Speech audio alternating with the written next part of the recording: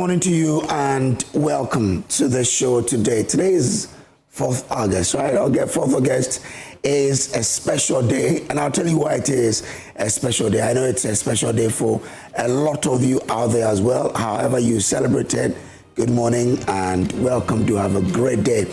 Now we begin with the latest news update, followed by sports, news review, and more on the show. On Matters Horizon this morning, the government plans to privatize the Electricity Company of Ghana, but again, let's put it right, to allow private participation. We've been educated that privatise and private participation are different. So the government is planning to allow private participation in ECG, and that particular plan continued to generate fierce debate, while officials insist private sector participation is necessary to improve efficiency, reduce losses, and stabilize power distribution.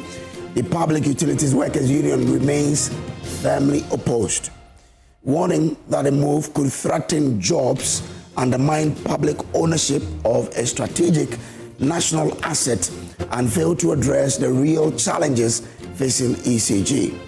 Now, is private participation the solution, or are there better alternatives? We'll find out. Now, relief at the pumps has come at a price. Government has announced it will absorb 2 cedis on diesel, effectively cushioning consumers from an immediate increase in fuel prices. Now, the decision offers short-term relief for consumers, but it also raises important questions about the fiscal burden on the state. And the question that we need to ask is, can government sustain this intervention without worsening public finances? Well, you and I will delve into this later on the show. And the cocoa sector could also be on the verge of a major policy shift. A new cocoa board bill proposes to make it mandatory for at least 70% of the free on-board price of cocoa to be paid directly to farmers. Supporters say the move guarantees a fairer share of export earnings for producers, but concerns remain over how it will affect cocoa board's finances and the long-term sustainability of the industry. Will this finally deliver a better deal for Ghana's cocoa farmers? Well, again, growing concerns over safety on the Accra-Kumasi Highway has once again brought attention to stalled bypass road project, frequent accidents, heavy congestion, and the increasing movement of articulated trucks have renewed calls for alternative roads, or routes as they say. Yet several bypass projects remain uncompleted nor have seen little progress since the NDC government took over. Are the delays justified, or are they placing motorists and commuters at unnecessary risk? We delve into this matter. Those are the issues on Matters Horizon this morning. Stay with us as we unpack the fact, examine the policy choices, and hear from our guest. Kojo is Executive Director of ESTEP and a member of the NPP's communications team. Akufo-Addo is Director of Field Operations for the United Party, and Mohammed Issa Bataglia is MP for Sisala East and board member of Tama Oil Refinery. Dr. Bernard Tutubuaine is lecturer in political marketing at the University of Education, Winneba. Well, that's how, or these are the people who will be helping us to unpack the issues for you this morning on Matters Horizon. My name is Samuel Kojo Brace, and as usual, I do this with Emefa, Akosua, Adeti. Wherever you are, thank you for joining us and making us part of your morning. You have a great day today. We'll begin with the AM news with Benicia Oma Ej, my adopted aunt and sister. You stay on for her.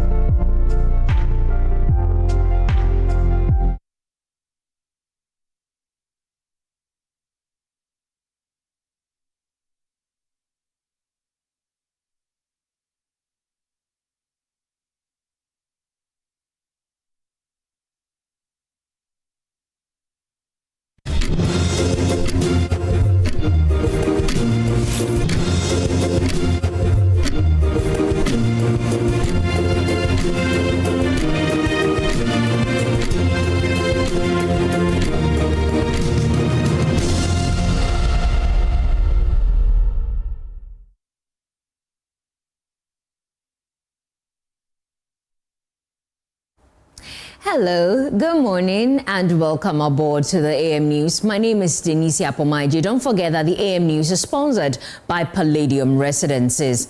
In our very first story, 5 days after the Ministry of Health ordered the closure of the Kojo Nursing and Midwifery Training College, the community is feeling the economic pinch, with residents holding a press conference to demand the immediate reopening of the school and the temporary removal of the principal, warning that they will not hesitate to demonstrate if their demands are ignored. Anna Sabit has more. It has been 5 days since the Ministry of Health ordered the temporary closure of the Kojo Nursing and Midwifery Training College. The students who once filled the campus with life and energy are now gone, and their absence is being felt far beyond the classroom walls. When the students were on campus, Kojo was a bustling hub of commercial activity.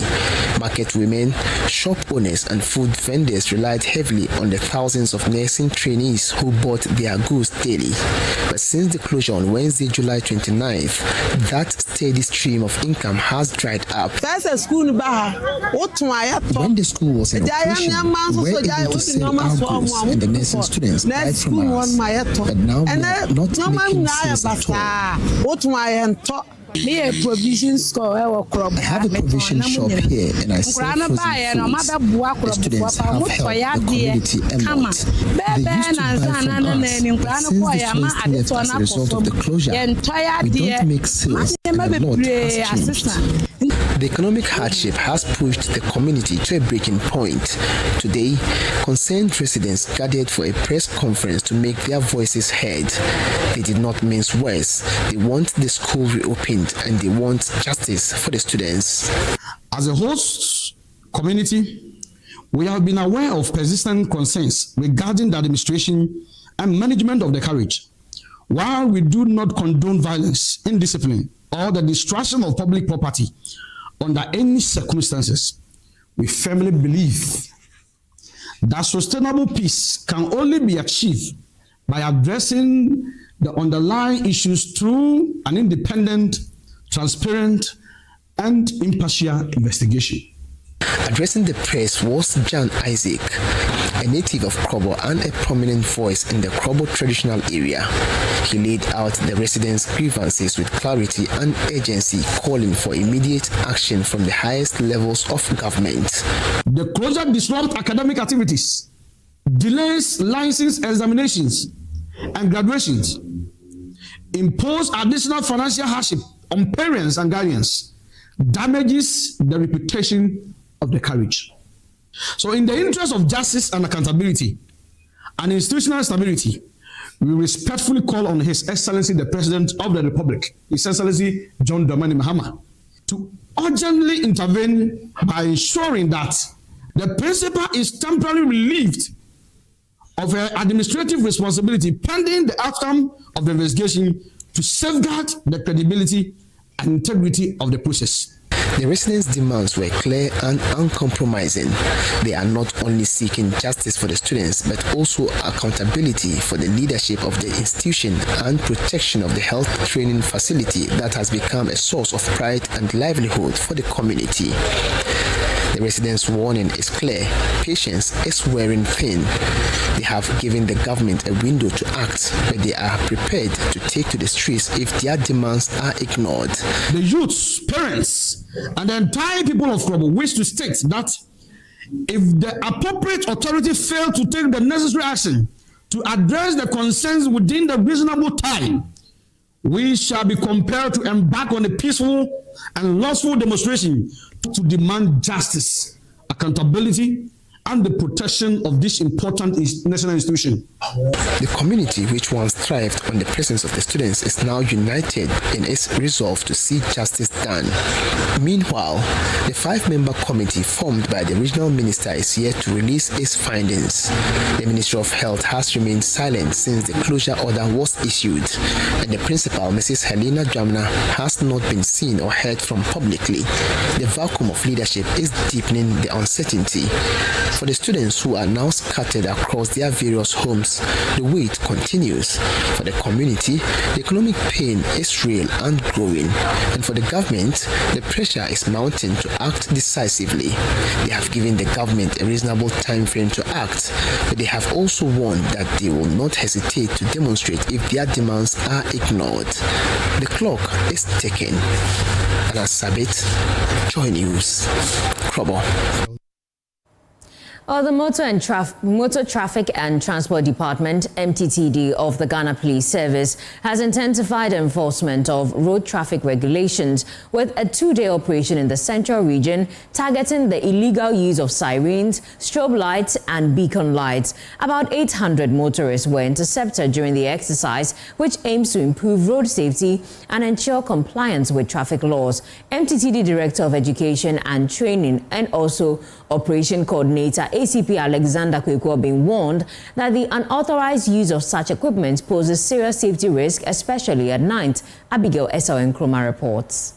The operation follows a directive by the Inspector General of Police warning the public against the unlawful use of sirens as well as possession and installation of unauthorized lamps, strobe and beacon lights on vehicles.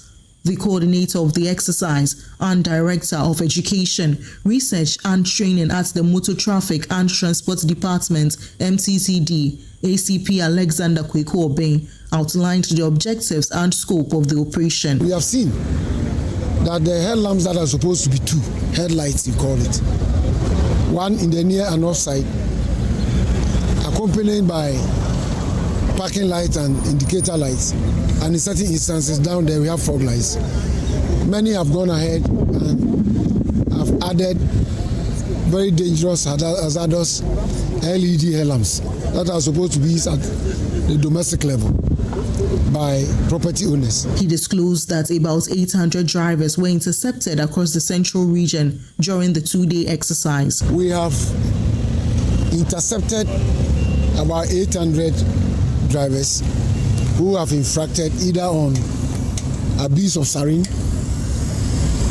or headlamps or strobes, beacon lights and other flashing lights that are creating acoustic problems and conspicuity problems for road users. So far, our duty points has been on this N1 at this place and at the frontage of the University of Cape Coast. We've also been on the R82, the road between Pedu and Dunkwa, over the Akufo-Addo River. ACP Obeng stressed that the use of unauthorized lights significantly impairs visibility for other road users at night, increasing the risk of avoidable road crashes. He therefore urged motorists to desist from the illegal installation and use of such equipment. We have always seen that people have retrofitted unsafe lamps on their vehicles. That is creating conspicuity or visual problems for night travelers, which has in certain instances led to crashes. And I'm using the opportunity to instruct clearly. Under Regulation 65, the law, and now is Regulation 90 in the LI, the new LI I mentioned. It regulates that under no circumstance should a headlamp that throws head beams ahead or in front be mounted on top of a vehicle roof or above the windscreen. From Cape Coast, Abigail Nkrumah reports for Joy News. Now, with recent data showing high unemployment across the country, helping young people make informed career choices has become increasingly important. To support this effort, the acting registrar of the Health Facilities Regulatory Agency, HEFRA, Dr. Kolete Ban, brought together professionals from different fields to offer career guidance and practical insight to students and graduates in the Lower Menya-Krobo area of the Eastern Region. There's more in the following report. To help young people make better education and career choices, the acting registrar of the Health Facility Regulatory Agency, Dr. Koletiba, has for the 9th time organized a career seminar for students and graduates in the Lower Menya-Krobo area. Experts from different professions shared practical advice on career development and the skills needed to succeed. Speaking at the seminar, Principal Water Resources and Generation Planning Engineer at VRA, Philip Teteba, encouraged students to work hard, stay focused, and avoid the pressure that often comes from social media. Of late, because of the social media pressures, a lot of people fake lives. So one of the things that we are doing currently is to tell people that Rome was not built in a day, and they can take their time, plan, and then execute whatever plans they have successfully. One major aspect of our lives is discipline and hard work. But of late, a lot of people, especially with the youth, push these values to the background, and we think that we can acquire wealth or success just within a day, which is not true. Dr. Koletiba also urged the youth to take up voluntary work, saying the experience and opportunity gained are often more valuable than the effort invested. And then we've also talked about values. We've talked about integrity. We've talked about the things that can distinguish you as a career person. And these things have been what we've been teaching over the years. You have everything it takes to be great, and I know you all be great. Don't let anything limit you, not even money. Talk to somebody, get a mentor, let somebody guide you, and I know you will be great in future. So, thank you. Students who attended the seminar said they had learned about career opportunities they were not aware of and described the program as useful. They talk about the technical aspects. That was also good. And my take home is we should all adapt to our skills. Every individual should adapt to his own skills. For every successful man or individual, you must take your academic work seriously, because if you are academically good, every opportunities can come. Before coming here, I had no idea about these scholarships, and also even how to choose my schools. It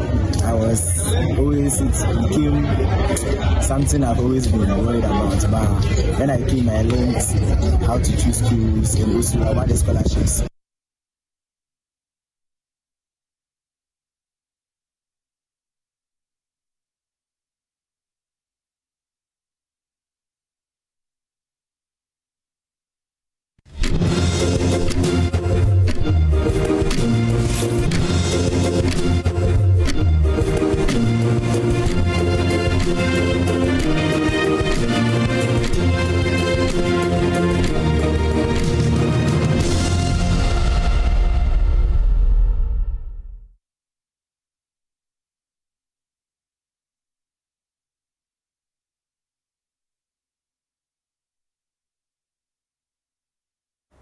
Well, it's time for some business updates, and my hunter brother, Samuel Kojo, will bring us that right after this breather.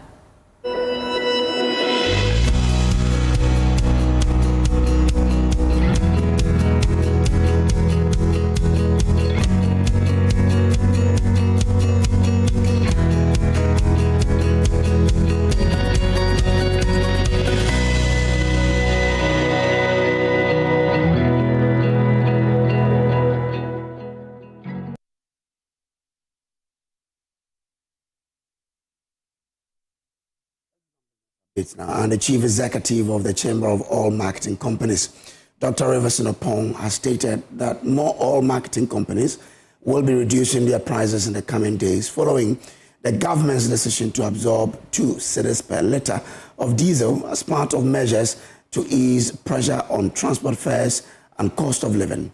We know Star Oil, among others, has taken the lead in reducing fuel prices at the pumps. Speaking to Joy Business, Dr. Opong urged the government to extend the intervention to petrol, arguing that reducing petrol prices will provide broader relief to consumers and businesses.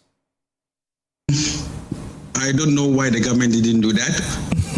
It is up to the government to decide what to do. Diesel is the most fuel by the commercial vehicles and also industry that depend on fuel products, petroleum products for industrialization and also for manufacturing. I believe that's why the government had decided to do that. I don't speak for the government. I don't know it. Don't quote me anywhere. But indeed, it would have been ideal to also give some level of subsidy to those using petrol as well. There is no only Star. I mean, other OMCs have started reviewing prices. I've seen some of them. I'm not here to do PR. You see it for yourself. But tomorrow morning, by 6 o'clock, you see that everybody will have reduced it by 2 cedi that you've seen. Yeah, I mean, we are very adherent to whatever the government or the regulator will say, and indeed you already know that there is a price war, so everybody would like to reduce the price to get some consumers as well. Well, Ghana recorded an estimated $1.3 million in losses from mobile money fraud during the first quarter of 2025 as cyber criminals continue to exploit the country's growing digital payment ecosystem. This is according to the latest Interpol African Cyber Threat Assessment Report. Here's more. The report identified Ghana among African countries facing increasing cases of cyber-enabled financial crimes, with fraudsters targeting mobile money users through various deceptive methods aimed at gaining access to their account and funds. Interpol described mobile money fraud as the most common form of online scam reported across Africa, with 97% of countries that participated in its member survey citing it as a significant cybercrime challenge. The report noted that criminals frequently rely on phishing, SIM swap attacks, fake promotions, and social engineering tactics to defraud victims. The assessment also highlighted how the expansion of digital financial services has created new avenues for criminals to exploit vulnerabilities in mobile money payment systems. It cited cases where fraudsters intercept one-time passwords, take control of account, and carry out unauthorized transactions. Beyond traditional fraud methods, Interpol warned that the use of artificial intelligence is making cyber scams more sophisticated, with criminals deploying AI-generated messages, voice cloning, and other tools to make their schemes appear more credible.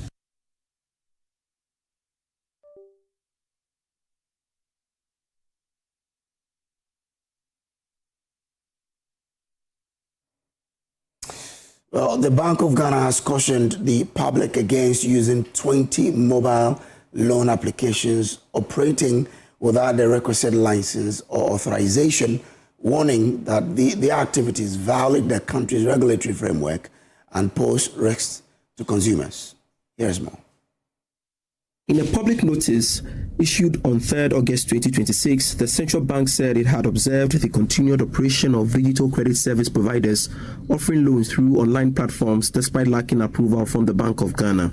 The notice follows an early advisory on unlicensed digital credit service providers and comes amid efforts by the regulators to strengthen oversight of Ghana's growing digital lending sector. The names of these online platforms are Adamfo Loan, Japa Credit, Amanfi Loan, Arco Cash, Ireland, Bucks Now, Cidigo, Cgrab, Dumbo Cash, F Cash, GH Loans, GH Loans Pro, Hasty Credit, New Green Money Tree, Oman Pesa, Popo City, Ready Money, Sikatap, Sikapa Loan, and Zigwe Loan. According to the Bank of Ghana, the unlicensed operators are acting in contravention of the Directive of Digital Credit Service Providers in Ghana, issued in September 2025, as well as other applicable laws.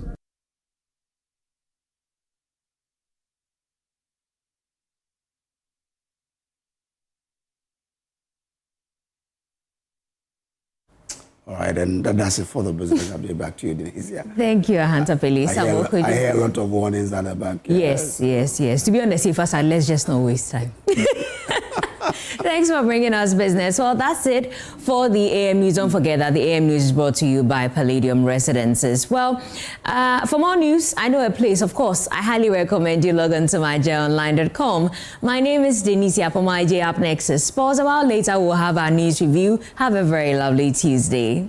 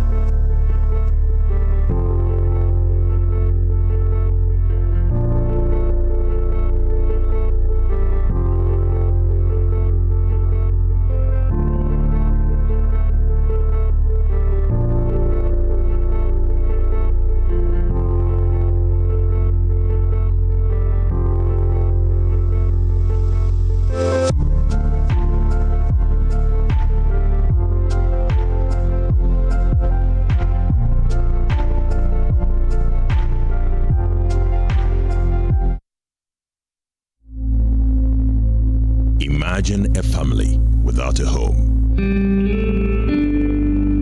Imagine a song without a voice. Imagine a church without prayers. Imagine a government without citizens. Imagine democracy without journalists. Imagine a world without the media. Life is full of issues and stories about people, communities, and governments. Stories that have to be told by well-trained journalists. That's why you can't imagine news without Joy News.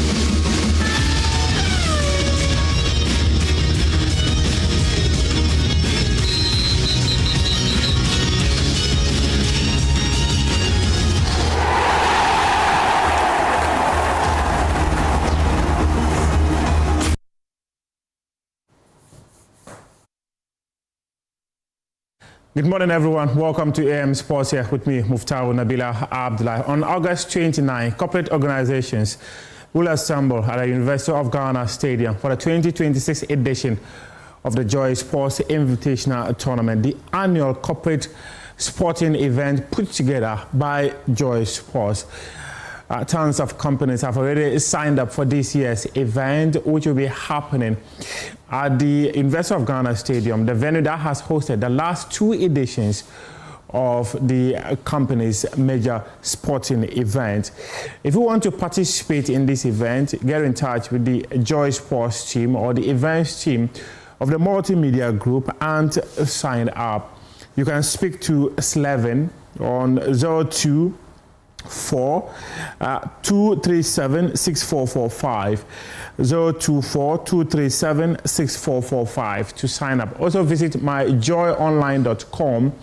You will get a form, pick it up and sign up to be a part of this year's event. We are going to once again be starting with the Olympic session and go all the way down to the lime and spoon, as well as track and field events that we've put together to ensure that corporate organizations are given the best of experience when it comes to participating in a major annual sporting event for staff of these organizations, like the Joy Sports Invitational Tournament. The likes of Alisa Hotel, the likes of Safoda Ventures have all already signed up to be a part of this year's event. See you at the University of Ghana Stadium. Now let's talk some national team stories. Ghana recently participated in the FIFA World Cup. One of the major talking points was about the appearance fee paid to players for representing their country in the FIFA tournament. Management Committee member of the Black Stars, Moses Amapaka, has revealed that each Black Stars player was paid $100,000 as appearance fee, whilst Management Committee members received $50,000 instead of the initially $62,000 agreed with the Ministry of Sports and Recreation. Was half of what they had on the, what do you call it, appearance fee. Okay. Yeah, they had 100,000, we had 50,000, we the management. Now 50,000. We Obiame is careful for whatever we do. We have to use, as a management member, you have to use those monies to yes, so football bumpire, my mass or bumpire. Corrections, you have to pay. That's whatever football no. They gave half of it, and it's good. Media, what I say, it's part of it.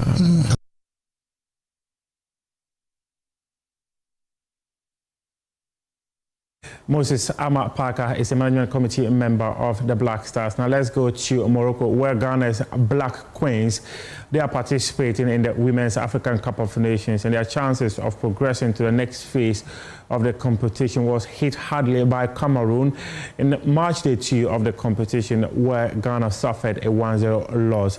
However, head coach of the team, Kim Lars, is optimistic the girls are still in pole position to qualify for the quarter-final, but he believes they must up their game against Mali if they want to be a part of the team that will make it into the last 8 of the competition. It's a little bit tricky to say like that, that there can be advances for you. But of course, it's more open WAFCON this year than many people, I think, expected. So I think there will be very close quarterfinals, no matter what the position will be, if you finish first or second in the group. But to start with, we are not there yet. I still think that we have a good chance if we start to play like we did in the second against Mali. Then I'm pretty sure that we're going to finish this group stage in a good way, and then we are ready for the quarterfinal, and then we will see if we make it, who we're going to play against. From the Women's AFCON, we go to the WAFU Under-20 Championship, which is also happening in Cote d'Ivoire, and Ghana's Under-20 team, they have been eliminated from the competition following a 0-0 draw against Togo on the final day of the group stage matches. Head coach of the team, Maxwell Kennedy, says that he will have to augment the squad for the Africa Under-20 Cup of Nations that will be hosted by Ghana in 2027. Definitely we will not present the same team during the Cup of Nations. Yeah, we augmented the squad in the course of the preparations. We know Ghana, we have a lot of good youth players. That's why I said we reorganizing ourselves. Different for this tournament, we just had to maintain the local boys and use them to see what they can also offer. Yes, it's true. Some of them have demonstrated that if they get the chance, they can really, prove what they've got. So I'm happy for some of the players. They did so well. We never knew some of them would, come up like they did in this tournament. So we are happy with the team, but not too happy with the overall performance. To the Commonwealth Games, where Ghana picked up 2 medals following the conclusion of the competition on Sunday. One of the events that often give Ghana medals is boxing. However, in this year's competition, Black Mamas did not show up and produce the medals often expected of them. Head coach of the team, Coach Akufo-Addo, has attributed the failure of the athletes to what he says lack of logistics, to the extent that some of the athletes had to share what he describes as underpants. At the tournament, some of the, when we talk about logistics, some of the kits that we are supposed to receive, we didn't receive it. 3 of my boxers were using one canvas that belongs to one person, that belongs to one of the athletes, which we have to be putting pressure on her to share. Whereas some of them too, their dress and pants, I tell you, is the measurement wasn't correct. Which even if you watch one of the video, where I have to instruct the boxer to fight, the pant is going down, and the referee threatened to disqualify the boxer. I have no option than go and look for plastic tape to come and use it around the boxer's waist during that the fight. And very painful, but there's nothing I can do about it, because it's like if you have the actual kit and working with it, there's nothing. I will be able to have confidence and then keep on advising him, and maybe he can change something. Very, very painful, but there's nothing I can do. I have to do all I can do to get them into the ring to fight. Coach Akufo-Addo there is speaking, and before I go, let me say a big thank you to the likes of Bank of Africa and Goldfields for sponsoring Joy Sports coverage of the African Women's Cup of Nations. And from Goldfields and Bank of Africa to Loom Fashion, where we turn fabric to style, from stunning custom-made outfits for ladies and gentlemen. Loom Fashion ensures that they produce some of the best outfits to make us look good, just as I look good here this morning. So you can get in touch with Loom Fashion for them to produce the best outfits for you, to ensure that they bring out the lady and the gentleman in you. At Loom Fashion, we turn fabric into style, and from standing custom-made outfits to ladies and gentlemen outfits that they also produce, Loom Fashion ensures that, yeah, you look extremely, extremely good. Get in touch with them on 024650861 or visit their office at Ofako Road, opposite April Fueling Station, adjacent Traders Palace, Newcastle Market. Or 024650801, 024650801. Loom Fashion will deliver the best of outfits for you. Thank you very much for being a part of the show. Head on to myjoyonline.com and read some more sports stories. The newspaper review is coming your way up next.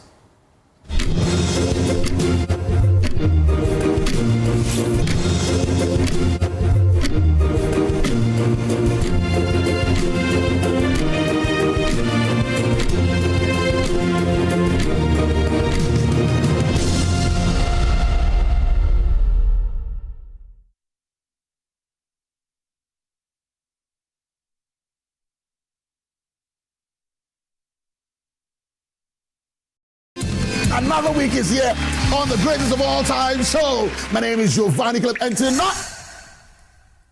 tonight we're bringing you talent. Contestant number 1, let's bring Baby Girl. Let's bring. He did for you. Cut. Oh, there is a leakage. Where's the plumber? For quality and durability, insist on Syntex pipes. If you want quality, this be where you belong. Strong, tough, and reliable. Your perfect match to your trusted Syntex pipe. Syntex pipe, it dey carry water. No wahala. Syntex Syntex pipe. It dey make water dey flow. Syntex, strong, tough. Upgrade your print game with Konica Minolta, proudly powered by SkySat Technologies. From all-in-one machines that print, scan, and copy to professional systems and heavy-duty production machines, we deliver unmatched performance. Right now, SkySat has an unbeatable offer. 1 entire year of free servicing on all Konica Minolta machines. That's 12 months of expert maintenance for new and existing customers. Visit our new VIP Print Center at Pegasus Place, Airport Residential Area for a live demonstration. Call us on 050-164-5180 or 0302-798-829. Again, it's 050-164-5180 or 0302-798-829. SkySat Technologies. Performance that delivers every time.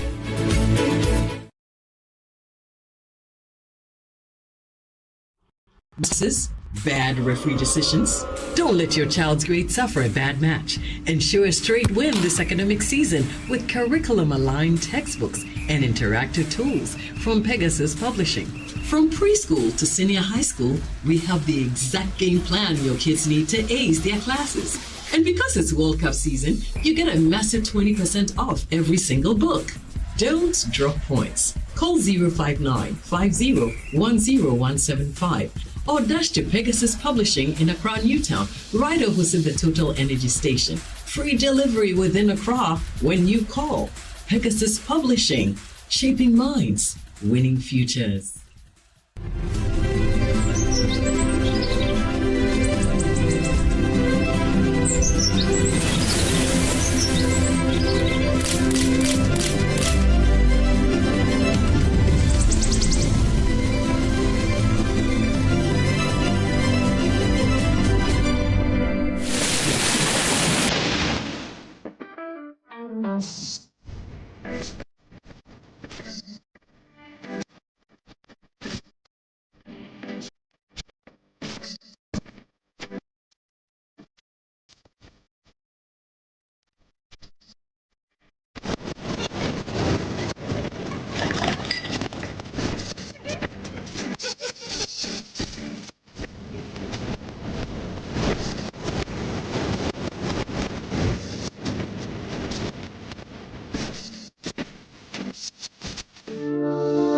Palladium Residences in Achimota isn't just an address, it's the home you truly earned.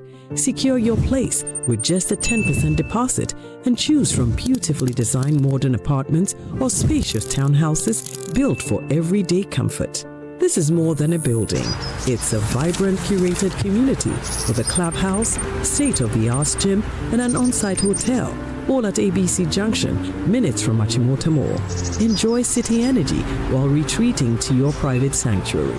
Call now to reserve your unit and benefit from limited launch incentives, including priority unit selection, executive pricing, and flexible payment options available. Don't miss the chance to pick the best homes. Book your private site visit today. Call 050-9823-424. Palladium Residences. Live smart, invest better. Misses, bad referee decisions? Don't let your child's grade suffer a bad match. Ensure a straight win this academic season with curriculum-aligned textbooks and interactive tools from Pegasus Publishing. From preschool to senior high school, we have the exact game plan your kids need to ace their classes. And because it's World Cup season, you get a massive 20% off every single book. Don't drop points. Call 059-50-10175 or dash to Pegasus Publishing in Accra Newtown, right opposite the Total Energy Station. Free delivery within Accra when you call. Pegasus Publishing, shaping minds, winning futures.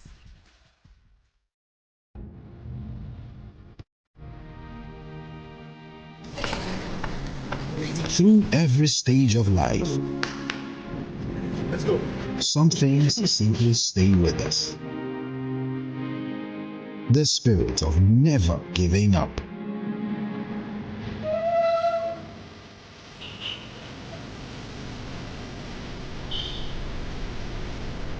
a throwback to a bygone era. Love was service. A silent statement of love.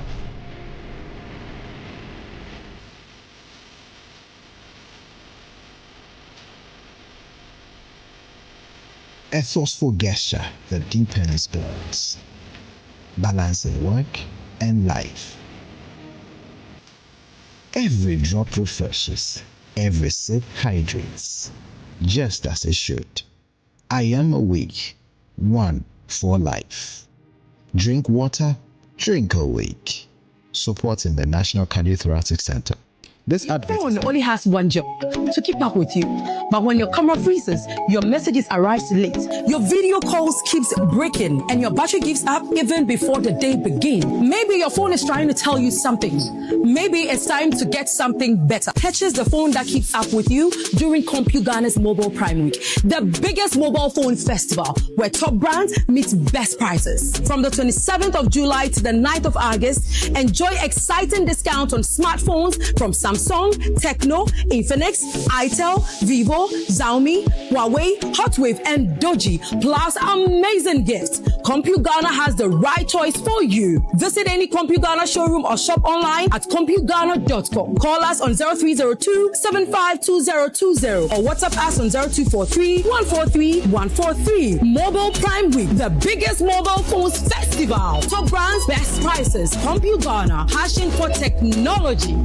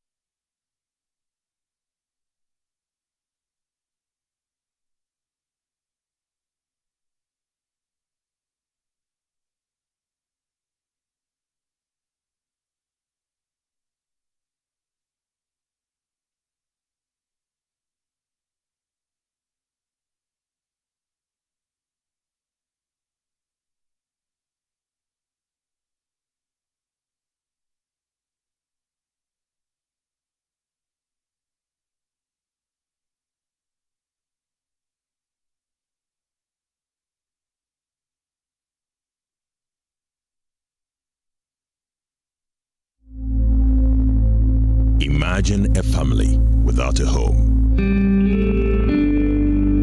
Imagine a song without a voice. Imagine a church without prayers. Imagine a government without citizens. Imagine democracy without journalists.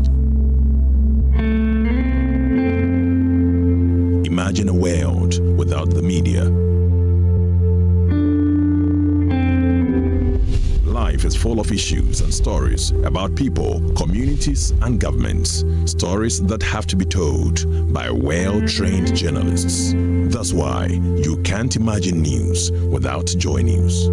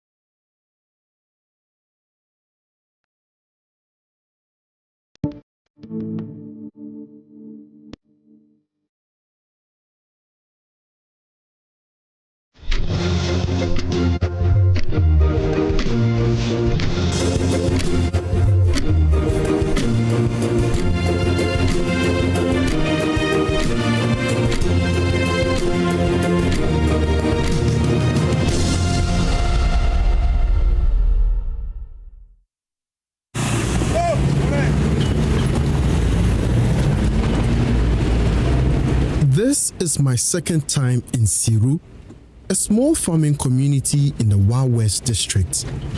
The first time I came here, children were learning under trees. 2 years later, very little has changed. Straw sheds are still being used as classrooms, and the same half-roofed pavilion is still holding more than one class. When the wind picks up, lessons slow down. When the sun becomes too harsh, they sometimes stop altogether. But one thing has changed. The community is no longer waiting. We have a lot of problems. If you see as a school, we don't have the school block for the students to be taking their learning process. As well as furnitures, school feeding, water, all of them, we don't have it. But we, the community, we do our best. We are feeding ourselves, making pavilions for the school children to take place for their learning, as well as doing some petty things to support ourselves for our learning process to be going on here. As you are seeing, we call it Stampa, the pavilions. We are doing it for ourselves. Because we don't have school building, we volunteer ourselves doing their building for the school children. So that's the esophagus, and we are going to talk about the function of it. After years of pleading with the district assembly for a 6-unit classroom block and getting nothing but broken promises, the community has decided to take matters into its own hands. The community are now more active than before because thanks to your coming, they have gotten us another 2 classroom unit block. That was last year, and this academic year they are embarking on another one, and they have just started molding the bricks. So I can say when we come to school infrastructure, that is something new that Siru DAKG is getting, and we are really happy. Both teachers and pupils are happy about that. Behind the school, piles of freshly molded mud blocks are drying under the sun. Each one represents a contribution from someone in the community. Some offer labor, some cook for the laborers. Others contribute small money they can afford. Together, they are building a classroom block for children who would have otherwise stopped school after primary 6. We used a mud bridge to do it. For the some of it's like the temporary classroom. For ours, we form one in front too. We don't have JSS. Pupils of Siru DA Basic School who complete Basic 6 must travel several kilometers to continue their education. For many of them, that distance becomes the end of the education. That is why the community has decided to build its own junior high school. So far, 2 of the 3 mud classrooms have already been completed and are in use. The first GHS1 pupils are occupying one. The other, Basic 3 pupils who used to learn under a tree, have now moved inside, finally sheltering away from the sun and the wind. We have JSS Kangba. If I know Kangba and this one there is far. That is why we decided ourselves to just build these pavilions for those that have completed JSS to start learning as a junior high. But for the school, the mud classrooms are only the first step. The headmistress and the school management committee have now put together a simple plan they believe can truly change the future of their children. It starts with what the school needs most right now: more classrooms, for the growing number of pupils. We are the instruments of change. We are supposed to be the agents of change in this community. So we do our part, then the community also do their part. The community actually is our motivational tool. They really motivate us a lot. Every day they come in, they tell us some of the plans they are having for us. And every academic year, the SMC, we sit down and then we construct an action plan. We know we can't provide, but we put it down so that it could be a guide on some of the agent needs the school wants. With the 3 classroom unit block, we say we want cement, 200 bags, iron rod, 100, 2x4 wood, we say we wanted 300 pieces, 1x6 wood, 50 pieces, roofing sheet, 30 packs, 4 nails, 10 packs, quarter rolls, 25 pieces. Then we have 3 inches nails, 20 packs. Then we set sand for the molding of the blocks. We say if we get 15 trays of sand, it will do. Then we set stones for the concrete. If we get about 5 strips of stones, it will do. Then illusion paint, that is for painting of the school block, 6 containers. Then we have oil paint, about 2 containers. So with this, if we are optimistic that if we are able to get it, definitely we'll be able to get a 3 classroom block, concrete and durable one that can last for a period of time. We get these things while you are messing. Oh, why not our structure will not be okay for us? It will be okay. Yes, we really need them. Yes, if we get them, oh, Massa, everything will be okay to us. For a farming community like Siru, it is a big plan. But the headmistress says the community is ready to do what it has always done, contribute what it can, little by little, until the school becomes what their children deserve. If you don't have fun, you can do. You will have it in your mind, but far money is not there. How can you do it? We don't have them to. You can't beg them to, unless you get a note for support, or if you have your fund, you can go get to and do everything we want to do. We'll be very much happy. We'll be very much happy if corporate bodies, individuals can come to our aid. We'll be very much happy because the community, they are up and doing. They want to do it. But like you said, they are mainly farmers, and it's mostly the farming season. They do their farming, they get their crops, they produce, they take it to the market, they go to sell. Even sometimes one can just donate a bag of cassava dough for the school, or corn, bags, they give it to us. Even some take the initiative of buying 1 bag of cement. We have one member who gave us a bag of cement to come and construct the boards in those 2 classroom blocks. So you see that they want to do more. If the person do not want to do that, he will not even think of even giving us one. So the fact that he has given us one means that if he could do more, he would have done it. So if corporate bodies, we really plead on corporate bodies to come and help us in that regard. Well Vision and those bodies, they should really turn their School for Life, and those bodies, they should really turn their eyes to Siru DAKG Primary. We really have a future of students that will be ready to do the unthinkable for the growth of the country. Oh, as you know, look at our school environment, but the active the teachers are doing. If you get a new block here, Massa, it will be marvelous to us. Siru may not have the classrooms it deserves. It still struggles with furniture, water, and even space for children to sit and learn. But what this community has is something far stronger. People who have decided they would not give up on their children. So instead of waiting for another promise, they have started building their own future. They know it may take years. They know it will not be easy, but they are determined to finish what they have started, so the next generation does not have to struggle the way these ones are struggling. Emmanuel Jivenu, Joy News, Siru, 1 West District, Upper West Region.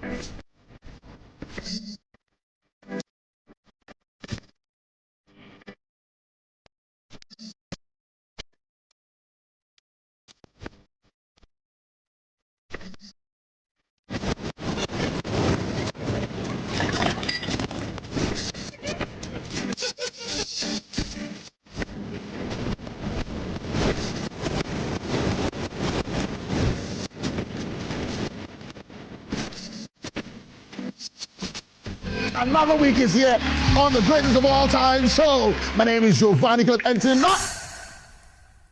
tonight we're bringing you talent.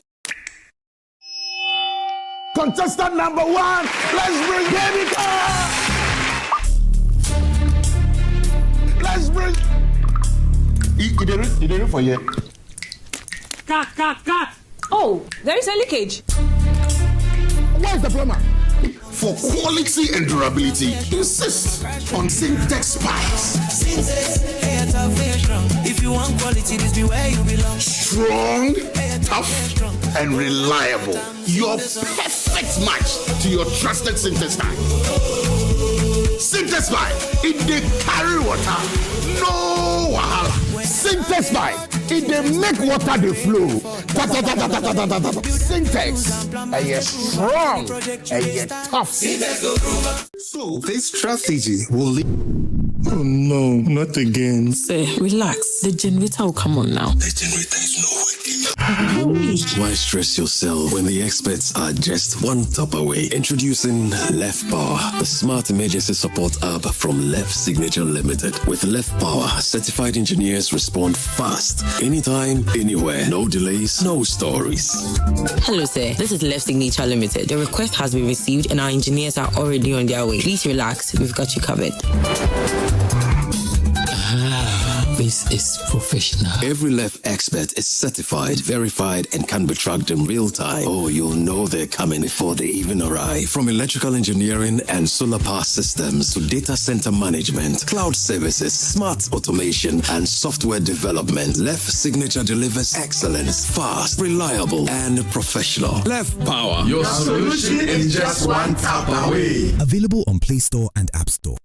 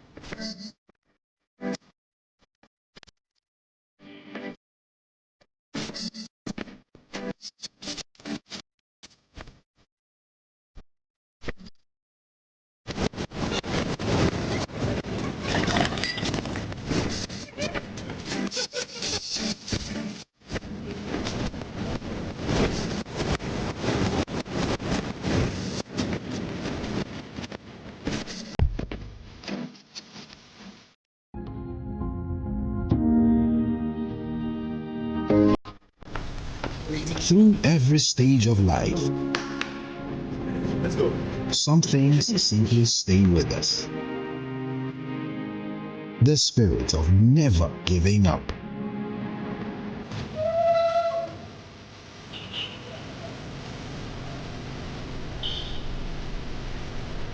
a throwback to a bygone era.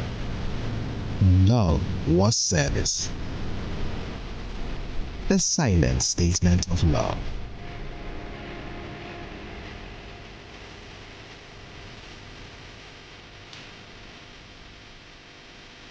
A forceful gesture that deepens bonds, balancing work and life. Every drop refreshes, every sip hydrates, just as it should. I am awake, one for life. Drink water, drink awake. Supporting the National Cardiothoracic Center. This advert is Misses, bad referee decisions. Don't let your child's grade suffer a bad match. Ensure a straight win this academic season with curriculum-aligned textbooks and interactive tools from Pegasus Publishing. From preschool to senior high school, we have the exact game plan your kids need to ace their classes. And because it's World Cup season, you get a massive 20% off every single book. Don't drop points. Call 059-50-10175 or dash to Pegasus Publishing in Accra, Newtown, right opposite the Total Energy Station. Free delivery within Accra when you call. Pegasus Publishing, shaping minds, winning futures.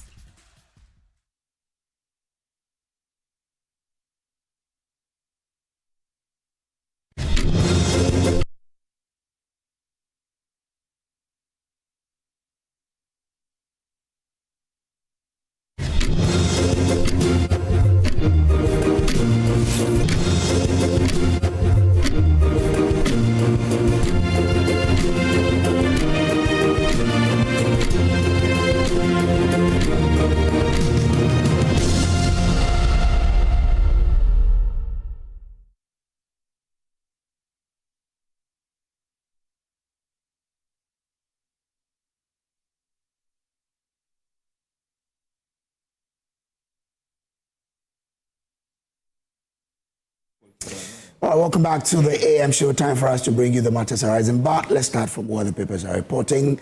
And Emefa Akosua Adeti is on the smart. Hi, Emefa. Hi, Kojo. And happy birthday to Kojo's wife. Yeah, our wife. I hope you're well. We've discussed and everything is going to be. So be checking your momo, okay? Yeah, we've agreed on a certain amount. Whatever comes, let me know. But quickly, Kojo, why? Oh, no. All is well.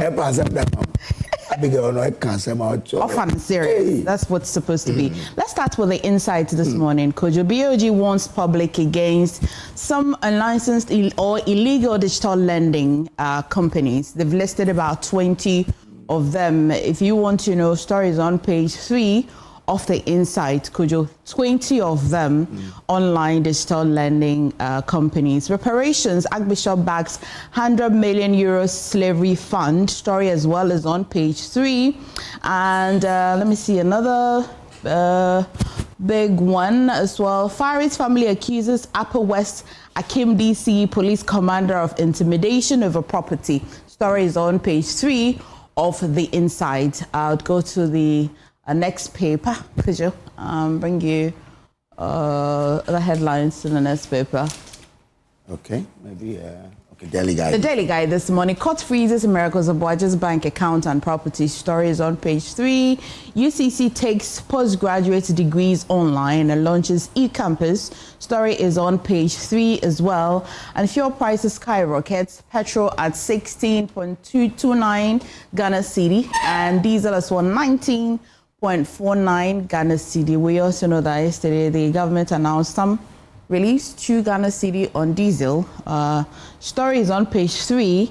Female ringleader, 9 others arrested for selling wee drinks and ice cream in the Akufo-Addo enclaves in the eastern region. You want to grab a copy of the Daily Guide this morning, rush to page 6 and you'll find the list. And 2 killed, 7 injured in Accra-Kumasi highway crash. Kojo, I haven't used the Accra-Kumasi highway road it'll be nearly 8 years. I haven't gone that. You use it all the time? They use it this year.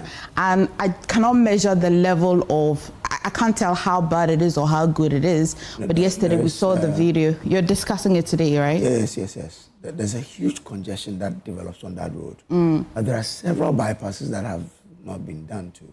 Which would have eased exactly. Okay. But when I used it, because my driver knew the road, we used them, even though they are not completed, but we used them, and it could take a lot of the congestions out. So they should fix the bypass. I think so, yeah. Or fix the bypass or finish the road, I guess. Anyway, story is on page 6. Sad story. 2 people lost their lives and then 7 as well injured. Economic Times, city expected to remain resilient despite rising dollar demand as BOG strengthen reserves buffer.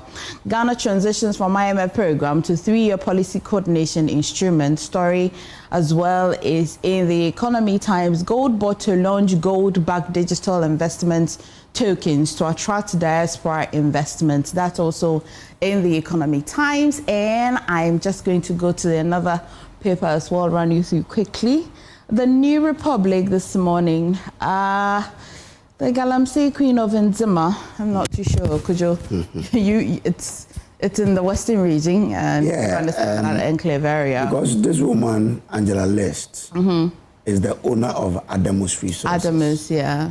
And I don't know why they are calling her Galamsey Queen, but Adamus, we know that Adamus is a commercial mining company. So sometimes you... Well, the New Republic is reporting on page 2 how Angela List used state power to seize an Australian mine and turn it into a Galamsey empire. I don't know, the story is on page 2. Grab a copy. Miracles found in a stolen car. Legal dragnet tightens around Dr. Baumia's spokesperson as Yoko widens investigation. I like how sometimes we're not able to just stick to the... I don't like how sometimes we're not able to just stick to the person but want to, drag something. Exactly. I don't know, but... And again, sometimes you would go in there and realize that it's a clickbait or something. Exactly, Anyway, but of course, the story broke yesterday, except this isolated one. I didn't bring it in the news. Yesterday, I brought it in the news about Miracles Zabwaji and what Iyoko had secured an order freezing a few things. But let's go to myjoyonline.com. His car is really stolen. I mean, that car, he's been driving it for quite some time now. Why not come at us? We don't know the details. Anyway. Yeah, we don't. Okay, yes, it will delay us, but democracy isn't meant to be fast. Kwesi Prempe on constitution review. Yesterday had a conversation. We brought that to you, but we brought you a few of the fallout as well on myjoyonline.com, and that's our top story. You want to grab it. Kojo's going to get into the news review and the matters arising. He'll be kind to bring you the weather first.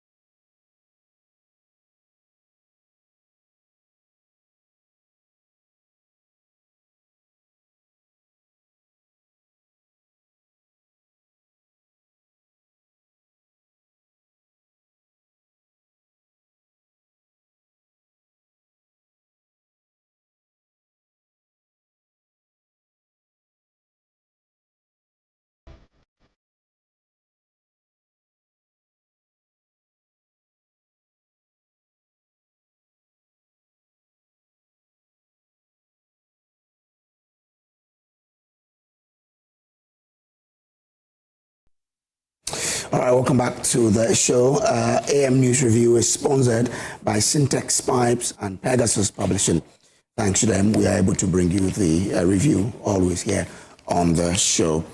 Let's start off with the very tragic one 2 individuals have lost their lives, with 7 others, including 2 females and 5 males, sustaining various degrees of injuries in the Brimso Bridge accident on the N6 highway, Accra-Kumasi Highway. The road traffic collision, which occurred yesterday, involved a Ford tanker, a Mitsubishi pickup, a Kia Sorento, and an STC bus. The Ford tanker, STC bus, and Mitsubishi pickup were completely destroyed by fire, while the Kia Sorento sustained extensive damage. Let me introduce my guest to you, and then we can delve into this particular story here. Kojo is Executive Director of ESTEP and a member of the MPP's communications team. Kojo, good morning. Good morning, how are you? Well, you're looking like Trump today. Yeah, today we are going to Qatar. Yes, that's the way. When somebody says I'm going to Qatar, that means they're going hard. So we are wearing our democracy and attack demonstration cap. This is more like Trump. Huh? Yes, in solidarity with the teaming populace and also the party hierarchy for the massive demonstration coming up on Thursday morning. So we hope everybody will join us. Hobson will come and join us, and everything shall be. Okay. All right, let's see how that one will go. We have Dr. Tutu Buahini. He is a lecturer in political marketing at the University of Education, Winneba. Good morning. Morning. Hope all is well. Everything is fine. Great. All right. Will you be joining the demonstration anyway on Thursday? Thursday, I think I have an engagement at Winneba. On campus. Okay, so you'll be around. Okay. Hobson Adoya is Director of Field Operations for the United Party. Hobson, good morning. Good morning. Will you be there? Where? It's through an invitation to you to join the demonstration coming up on Thursday. What? Democracy under attack. Democracy under attack. Kojo, if you should explain it to me. Maybe okay. I don't understand English. So democracy and attack. What is the meaning? Kojo can explain. No. On your not Kojo. You myself. You hold on. Not Kojo. You. Okay. What is the meaning of that? That democracy has come under attack. The people, when people speak, they are arrested, and that's what they mean. That democracy is under attack. Those of us here, the 4 of us, minus you are a media person. We've been here almost all the time. Every week, we'll be speaking, heated arguments, we go overboard and the rest. Which of us has been arrested? Does that mean it's not happening? Which of us? But does that mean it's not happening? So if I go home and I take my phone, and I say, oh, Kojo, I will kill you. Haven't I sell out my freedom by that statement? I will be arrested. True of us. Yeah, threat. So if I say, oh, Kojo, you have not been doing your work well, this and that, who will arrest me? Nobody will arrest me. So it's a deceptive to say that democracy is under attack. But some people say... Under this government, and then you say democracy is under attack. But some people say that... Some of your workers here, multimedia, they're free. They ran away from this country. Nobody said democracy was under attack. Don't say okay. All right. Don't say okay. Thank you. Let me make progress there. Mohammed Issa Bataglia is MP for Sisala East and a board member of Tema Oil Refinery. Good morning to you, sir. Good morning, Kojo. And good morning to my brothers, as always. Good morning to the people of Sisala East. Okay. Yes. It's surprising to hear that in this era, under the leadership of President John Dramani Mahama, people are saying that democracy is under attack. No. That President John Dramani Mahama exemplifies what democracy is. Thank you very much. You guys... What we are doing, what is happening is checking recklessness in this country. But it's happening in Akufo-Addo. I said we are checking recklessness. Believe you me, people give examples of Rwanda. Rwanda went into abyss because of reckless comments. The people themselves resolved and said never again. But unless those comments threaten public... Exactly the examples he gave. Which one of the statement threatened examples the peace that we enjoy in this country? You know, we brought a law about electronic bills and those things. We know people don't do this out of blue. They do it according to the law. Okay. we hear. Let's make progress. But people say happened at Akufo-Addo. He didn't mind. He didn't do anything. That's why they say democracy is under attack. I will give examples of people who were arrested. I am a living example. Okay. All right. Listen. Okay. I sat on radio. I made a statement. And then I was arrested. Thank you. And let's go to Kumasi. And handcuffed. Let's go to. Don't you travel on the Kumasi Accra highway? I travel. Let's get there. 2022. Somebody was arrested because he made a statement that the president family took the private jet, the presidential jet to London to buy to do shopping. Let's get into it. Now, this year, I think this is like the umpteenth time we are reporting about accident on the Kumasi highway, and involving some multiple cars actually. When we're also aware that there are some bypasses that were designed to sort of deal with the congestion on the road, but we've left it uncompleted. What should happen before those projects are completed to ease the congestion we see on the Kumasi Accra highway? Well, Kojo, like I said, this is a very sad spectacle, and I do my heart out in sincere condolences to the families. I think that is, even last month, 26th of June, we also lost some family members who fly from between Accra and Tumu. They have cargo cars. Okay. They normally load from Dakuma. We lost 2 of them in similar incidents, and it's quite sad. I think that just going through the data, you realize that there's a bit of upsurge in it, because that's at the same time last year we have the cases around 260 deaths, but this time it's moved around 383. That is not a good sign. But the conversation is about bypasses. The bypasses were just to ease congestion and also reduce the time spent there. But if you look at what is happening, the lives we are losing, it's not because the people were congested. This mostly is as a result of what head-on collision because of the narrowness of the road.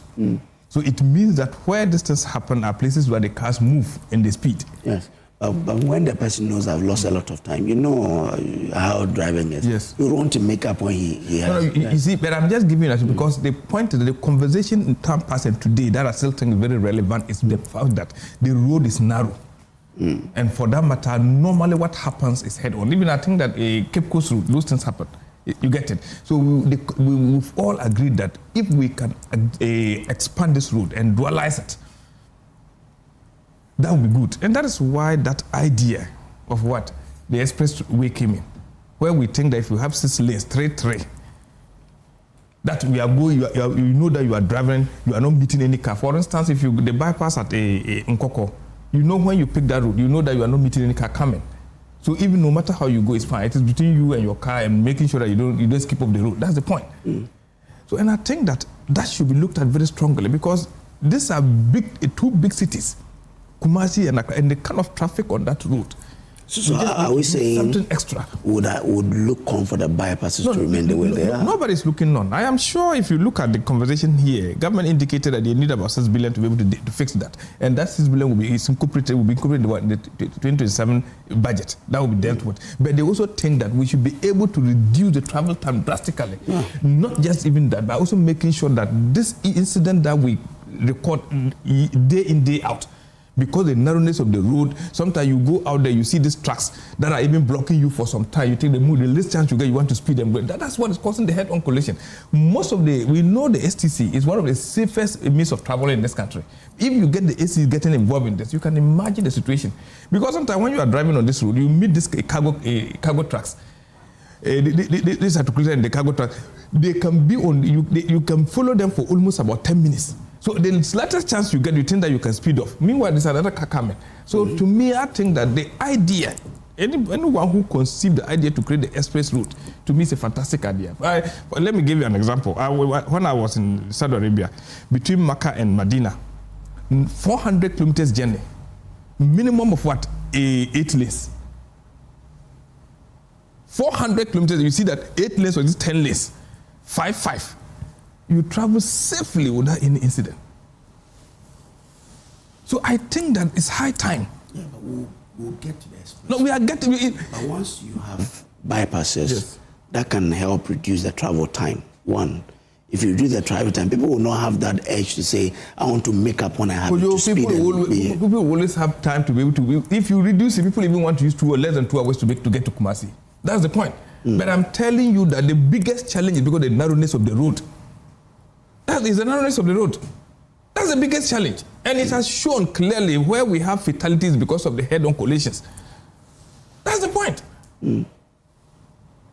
That is the issue. So the real issue is where we have the kind of rules we have. And if we think that we have to be very audacious about it and make sure that we take both steps.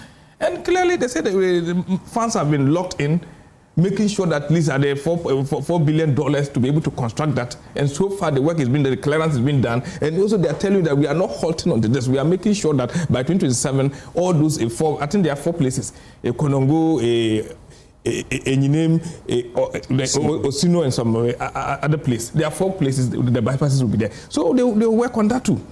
But the problem is that we have to be able to expand this route. Are you sure if government was determined to do it, just as they are doing some big push roads, they wouldn't have done this? No, remember, in construction, the more you live, and this has been left for 1 year, 8 months now. Yes. Now, the more you leave the sub-base you've done, the destruction that affected, and you have to come back, spend more to get it into the shape and then to complete it. I am not discounting what we are saying. All these things are factors we can look into. But I'm also telling you that government is tackling the actual problem head on and not the symptom. Okay. And that's the point I'm making. Okay. All right.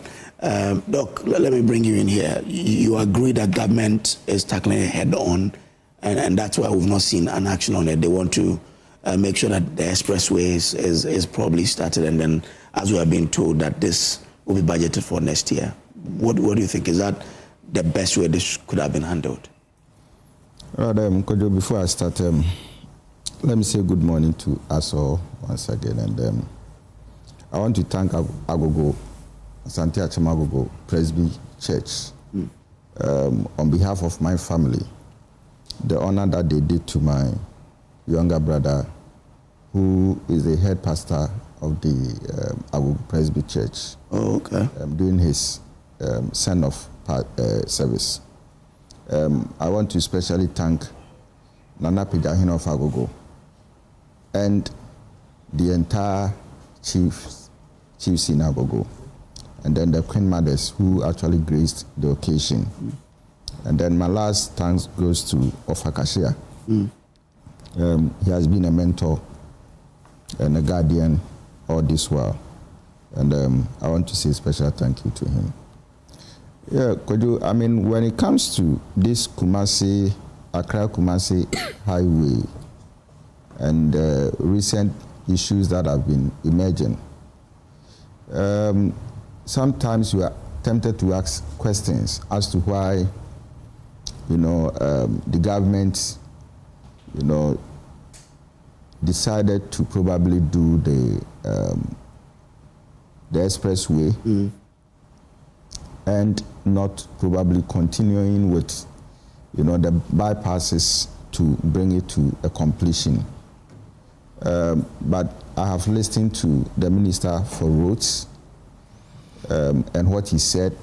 I have listened to the Minister for Finance and what he also said. And I think that they have all given timelines, for the completion of that particular project to, I think, 2027. And for me, yes, it is good for the government to take a look at it and probably find money, to complete that project. I hear it was a kind of project that was going to be funded by raising funds within the country to do that. All right. Yes, that's good. And on the issue of, the abandonment, let me put it that way in quotes, to look at the expressway, which, according to the finance minister, about 1.7 billion, has been injected or deposited for that purpose. Yeah. For me, yes, it is also something that we need. We've come far after 1957. We need such highways in our country, especially I mean, when you look at the fatalities, happening from head-on collisions. Exactly. When you check, I think Honorable was trying to make that point. I mean, when you check the dual carriageways from Nsawam to Suhum, all right, I think that because of the dualization, accident on that stretch has reduced.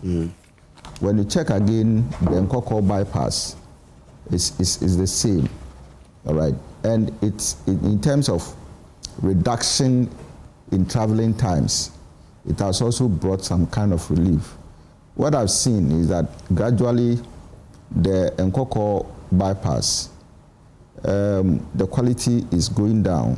It is reducing. I mean, we see certain portions because of some trucks, the heaviness of those trucks, and even they've almost captured the entrance. I mean, if you are moving from Accra, the entrance part, they have almost captured it. You see a lot of packed trucks around that area, and I think that is equally putting some kind of pressure on it. But if these two projects are able, if the government is able to complete it as promised in 2027, Kojo, I think that it will serve a lot of purposes. The bypasses, yes, and the expressway. What I hear is that the expressway, people are going to pay for it. There's going to be, I think, 2 tolls there, one at the entry point from Accra and one at the entry point from Kumasi. Okay. All right. So probably not everybody may want to pay that kind of amount. All right. So people may want to use the old road with the bypasses. And I think that the bypasses will be good because you see, a place like Anyinem, a place like Usino, when you get there on Saturdays when there are funerals, you probably may spend more than 3 hours around these areas. And even Konongo, Konongo from the Abusum Chieja parts, the getting close to, sorry, not Abusum Chieja, Akrantiebesa, part down to the Odumase area there. It's an eyesore. If you are not careful, and there is no alternative route, again for you to, So I think that these are the major reasons why, the bypasses are very important, at least to reduce the traveling times. And so I think it's good. On the issue of the accident that Honorable was raising, I just returned. I traveled on Saturday and came back on Sunday. And when you are traveling on the Kumasi road, anything that will take your attention off, you are in danger. You are in danger, I tell you. So for the 3-4 hours that you'll be traveling, your eyes, your senses, every part of you should be at work. The danger is too much. Look, Honorable was talking about head-on collisions and all. You see, if you are careless in a minute, there'll be accident. If you take your eye off the road just for 1 minute, there'll be an accident. And you see, you should have a third eye at the back of your head. Because the cars coming from behind are even more dangerous than the ones you are meeting. And some of these private car drivers are so reckless that they can decide to take 4-5 cars, overtake you on a stretch without even recourse to the incoming ones. What I saw Sunday evening between 4:30 and 5, this Voxy car was nearly crashed. So he has to just move to the left side of the pedestrian way to park. And if that accident had happened, it means that about 3-4 cars behind that truck would also have suffered the same. You see, and sometimes we don't even understand it. You get policemen, okay, doing routine checks. And sometimes from a distance, they see some of these cars running with top speed. The moment they get there, they don't even tell them anything. They just allow them to go. Too bad. Too bad. All right. What I'm trying to say is that even if we create the expressway and we don't check drivers' behavior, drivers themselves are not careful and they decide to be reckless and careless. If you are not careful, the accident that we want to reduce will still continue. Okay, all right. All right, so for me, these two projects are very important. It should be done. But again, I think GPRTU, all the transport companies in this country and then the unions in there should take a second look at the drivers. All right. And more importantly, Kojo, I think that DVLA should also strengthen the issuing of licenses to ensure that, you see, not everybody can drive. Thank you. I'm grateful to you. Let me bring in Hobson Addo. Hobson, yeah. What do you think? I mean, the bypasses, which could have eased the congestion on the road, which could ultimately reduce the travel time and help drivers reduce the kind of speed they put up on that road, being left 1 year, 8 months on. Great. Let me take this opportunity to greet President Akufo this morning because of the topic we are discussing. The gentle giant. Yeah, the gentle giant. He saw the need that, look, we need to do something on our roads. So these bypasses, he initiated it. Oh, really? Yeah. Oh, that's long ago. Yeah. And you remember in some Apeja? Yes. Yeah. Okay, so you are basing your argument from that point. That's right. Okay, all right, yeah. The dual carriage that was doing, I mean, behind in Sawam straight to Apeja Junction, it started off Anko to in Sawam 2 and Koko 1. It was gentle giant. Maybe people may forget about that. Then Mace came, he continued, and then successive government. Why has it taken us so long and we are still complaining? Because successive governments were not taking it serious, as J. Akufo did. Within that space of time, if you look at the amount of work that was done, you could see that if he was given another chance, he could have finished Accra Kumasi stretch. But it didn't happen. And I am shocked that, let me not go that way so that it will seem some kind of politicization. Are you getting it? But I am of the view that what J. Akufo started, like MPP gotten another opportunity to rule, they could have made it a project of theirs. But I don't know what they started doing. Which one? The bypasses they started constructing. Where did they do? The 4 bypasses we are talking about, they did them. Which one? The one we are talking about. Which one? Mention which one? What he's trying to say is that Akufo-Addo started the bypasses. Is that not what you're trying to say? Yeah, which bypasses? The bypasses that we are discussing before. So, yes, but didn't Akufo-Addo work on those bypasses? Your question is... I'm saying that J. Akufo started the whole project. Yes. The vision was that from Accra to Kumasi, I mean, we should divert some of the roads to ease congestion and all those kind of things. So, Ofanko to Nsawam was started by J. Akufo. And then Nsawam to Apeja Junction. Then Nkoko was started. The Konongo and the Joshua one was not tackled before he left. Are you getting it? And I'm saying that MPP could have finished this project to cement what J. Akufo started, so that they will own it that yes, MPP government did this. But for the 8 years, that didn't happen. Fast forward. But they touched it, right?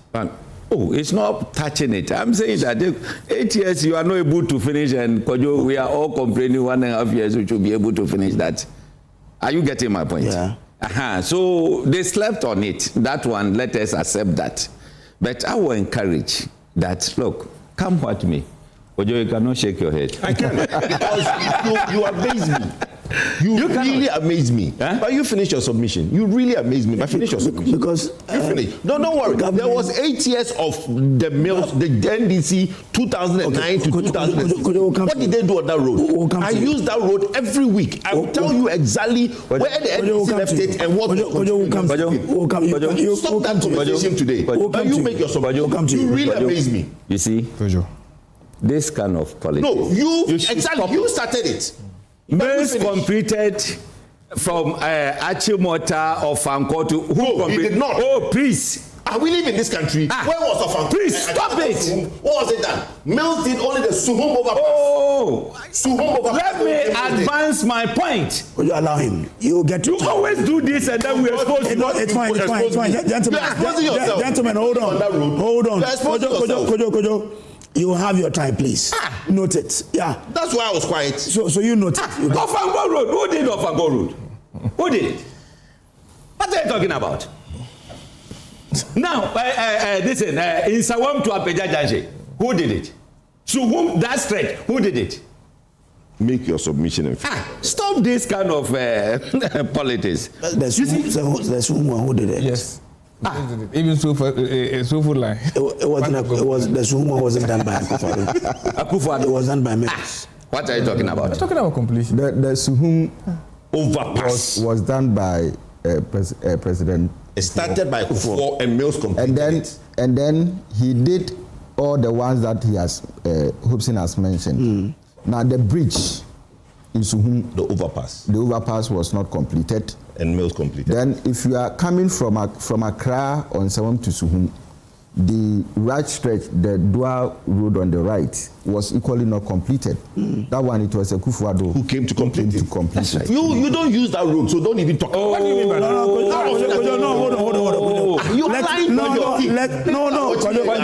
Kojo, let him start. Let him finish. No, exactly. You have your time. You can come in. Ask Kojo. Not even, I've driven across the country not less than 10 times. Not less than 10 times. You where have you been to before? But please, let me stop that. Look, I am saying that. Your analysis. Yes. It means that government is a continuous process. That's right. But I'm saying that they slept on it. Simple. They did nothing. Is that 8 years, if you were determined to do this job, would you finish? 8 years. We were here when we had year of road. Which road can you point? Which road can you point? Look at the road from Takrady to your hometown. Look at it. The Takrady to my hometown is being done. They started. Look at the time. We are talking about please. But even but you're asking you let me continue. You see, this accidenting one. What is the role of a road safety commission? I think the budget that will be given to road safety commission, government should stop it. How many times throughout the year up to this time, how many times have you seen or heard road safety educating people on roads, radio, television? How many times? Multimedia, or you've been getting advert from road safety? No. Concerning road safety tips on our roads. Not that I remember. So why should we continue giving them money? That money that we give to them, what do they use it for? No, when you are driving and you look at driver behavior on our roads, it's so appalling. Tipper drivers, tanker drivers, and those big trucks, when they set off, they don't care about life. Oh. They don't care. At times, it's even amazing. A tipper truck will see a convoy with siren, police motorcade in front, and they don't want to even veer off at all or to slow down. They try to even overtake. They will come on that top speed to face you. And we are in this country watching. Why? So we need to look at all these things and make sure. Look, it's not only the bypass that is causing this. It's driver behavior. Yes, congestion, yes, I agree. Are you getting it? When you get to and other areas, at times you say, why? So we need the bypass. It's very important. But let us also check the road safety tips. I am of the view that DVLA, once there is a major transformation going on there, they should also look at the point system, where a driver is given some kind of point. You make careless driving, they will deduct. Up to a point, they will withdraw your license. You have to go through driving course before you reapply. When we start that thing and it works well, I tell you, drivers will be very careful. Look, you travel outside this country, and then you meet Ghanaians when you are driving. They are very careful. I tell them, I have only 6 points. I have only so and so point. If I'm not careful, this will happen, that will happen. Are you getting it? So we need to look at that point too and see how we can control some of these things. Look, when you construct a road, and then we see that, this is a first-class road. It doesn't make the road accident-free. Are you getting it? When N1 was constructed, look at how accidents were occurring. This time, it has come down drastically. Initial stages, at times you can see 10 cars involved in accident at the same time. 10. So all these things boil down to the driver behavior. Okay. How we can educate them and make sure that some of these things should be done. You know, Kojo, we cannot say because we need the bypasses, the express road is not important. We cannot say that. We need all. The express road should be there. Like Doc was saying, that place, maybe someone will decide that I'm not going to pay that huge toll to use the road. That one is your own choice. Are you getting it? But I am sure, like the ministers were saying, that 2027, the budget, they are going to feature the bypasses and other things. We also appeal that, look, when it's awarded, the contractors, we should be on them. Government is trying to encourage local contractors. We give you the contract, and then they will go one day and then go and stay somewhere 3 days and then come there another day. We need to stress and make sure that they they do the work as early as possible for us. Yes, if government is paying them, they work. Pardon me? If government is paying them, they work. But you know how they do their things. Yeah. You work to a point, they give you mobilization. Yes. You raise your certificate, you go for your appointment. So if you don't do that, how will you get it? Are you getting it? But with the times where people are raising certificates. No. I'm saying that, we should not be, covering up for them. Let us be on them. The money that they give to them is the two of us, our money. All of us sitting here, our money. So when we give money to contractor and the contractor decide to go and stay somewhere and be enjoying the time that you want, that will come to the site, we should not allow that thing to happen. We need to hold them to account so that they can give us what we need. Are you getting it? So to conclude with this, I want to state that the bypasses are long overdue. All successive government from Kufuor's time slept on the job. Kojo, good morning. I want to say good morning to His Excellency President J. Akufo for the vision he started on this Accra-Kumasi road. And I want to say good morning to Dr. Mahmoud Baumia. Sir, good morning. But Kojo, look, Hobson couldn't help himself. He started and he said that, oh, let me not say it because I don't want to sound political. You should have stopped because you did sound very political. Look, I use that road every week. It was recently I stopped and I take blame. You see, the sad part is that somebody who's 30 years today doesn't know about President J. Kufuor's governance. That's how sad it is in Ghana. So people like Hobson sit here and try to throw dust on people's eyes. The MPP government has done more on the Accra-Kumasi road than the NDC. And let me explain to you.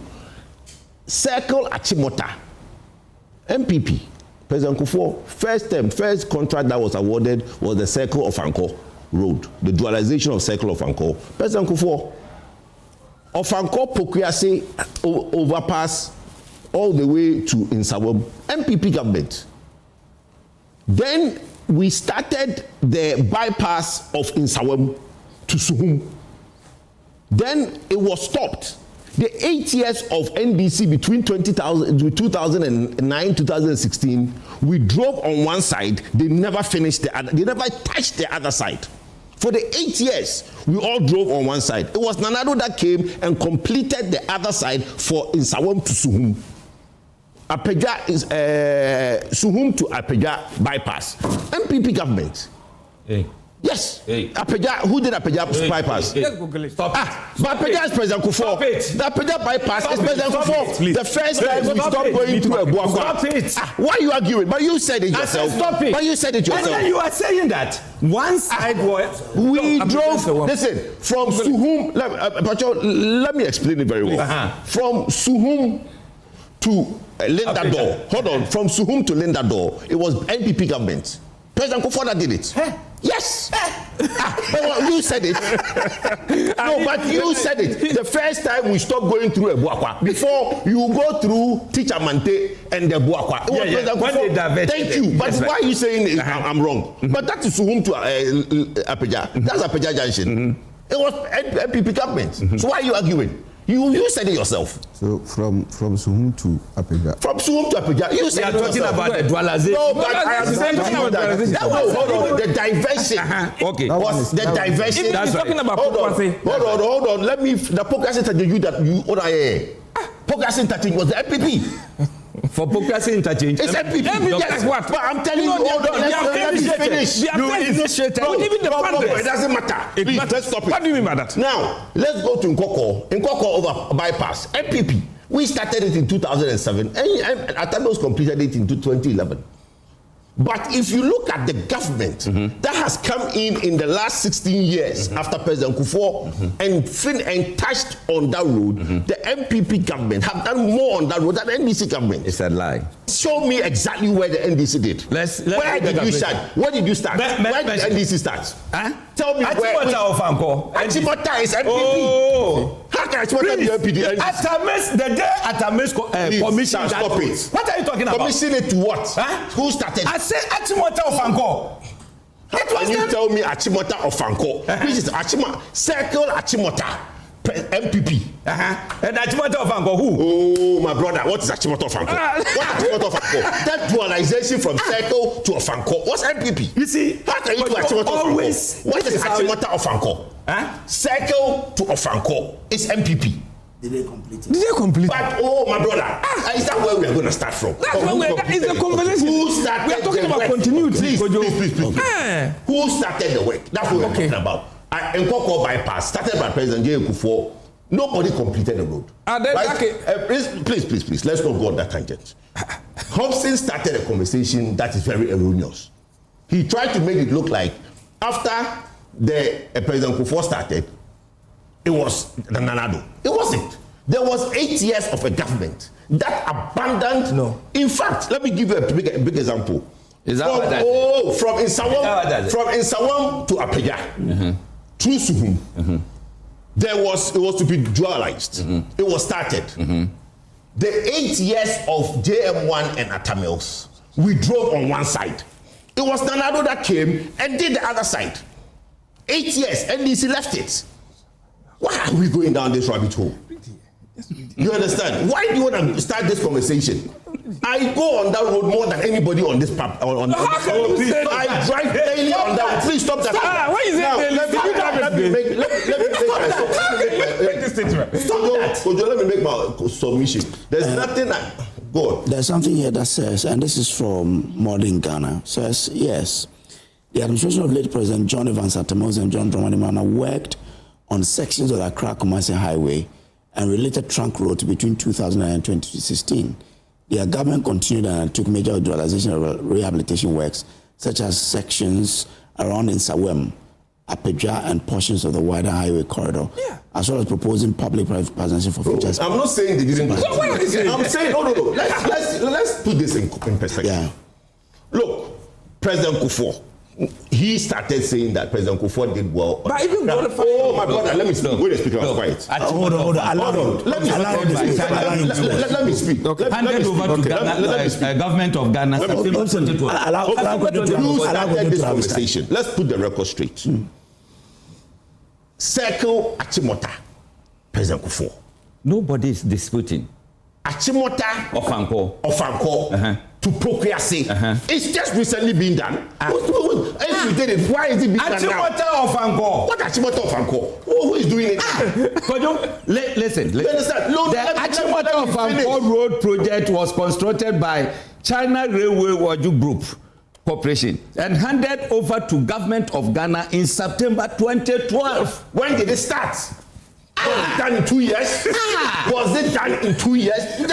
You came to meet the construction. We all agree that second to Achimota was done by President. My brother, no, it was started as a continuation of that project you came to meet. You giving the man credit. Let's stick to it. The point. Okay. Let me ask this question. So, one government started. Another completed. Come and continue. Yes, that's it. So the two governments. That's right. So let's move on. But the point I am trying to make is that the section that was left for 8 years was the Insawam Suhum or Insawam Apeja. That one, it was started by President Akufo. In the 8 years of the NDC, we drove on one side, the other side was only one side was done. Yes, the other side was left. Okay. It was Nanado. Hold on. So, it was Nanado. I want all of us to be on the same line. So all of you agree. Yes, that NDC, when President Akufo started it, NDC completed one side. Right? Yes. The other side was one side. We did not drive on the other side. We drove on one side from Insawam to Suhum to Apeja. Before you do the bypass, we all drove on one side. Okay. It was Nanado that came. That is incorrect. You know, listen, let me correct him right now. When you are going to Kumasi, after Insawam, when you were speaking, he gave you time. Listen, before Puma filling station, after Insawam, far away, that is where you join the other side of the road. After the mobilizer, you cannot say we drove from Insawam, one road, one side. No, he didn't say that. He didn't say that. It is not true. He didn't say it from Insawam. Listen. Let me listen to you. When you go through Insawam, you know the Insawam road, that you can go to the township. And it comes in onto allow him. Let him build his point. Yeah. There was two sides. It was supposed to be dualized. From Insawam to where, for what it is before 2016, we drove on one side of the road through Suhum. Through Suhum, we're not using the flyover, we're using the down, and we drive on one side till you get to Apeja. It was Nanado that came and dualized that part that you go from Insawam, you drive on this side all the way to Apeja. It was Nanado. It's incorrect. Let me move on, please. It's incorrect. No, bro, keep your... It's incorrect. Let me now make this statement. Let me make my substantive statement. Look, on this Accra Kumasi, it's very sad the way the NDC has left it. you cannot use expressway, which will take 6 to 8 years to build, as the solution to the current problem on that road. Everybody have said that, yes, there's a need to have an expressway. That expressway is going to be built like what we have the turnpikes in America. Look, there's a project currently going on in India. In India, you have expressways that they will charge you like 20 cedis a toll to go on. But if you don't want to go on, there's an alternative road that is equally as good. What this government should do is that stop using the expressway as a solution to the accidents going on the road today.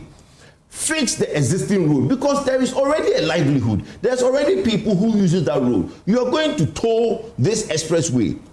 Toll it and charge whatever you want, but create an alternative road for people who don't want to go on an expressway. It's not everybody that wants to drive on an expressway. The expressway will probably be like the Autobahn in Germany, where you can probably minimum speed of 100 or 120. Somebody might be jittery, doesn't want to go on the expressway. So the person can go on the alternative route which already exists. You came to meet a road. 2016 budget, you didn't, sorry, 2025 budget, you didn't put anything in there.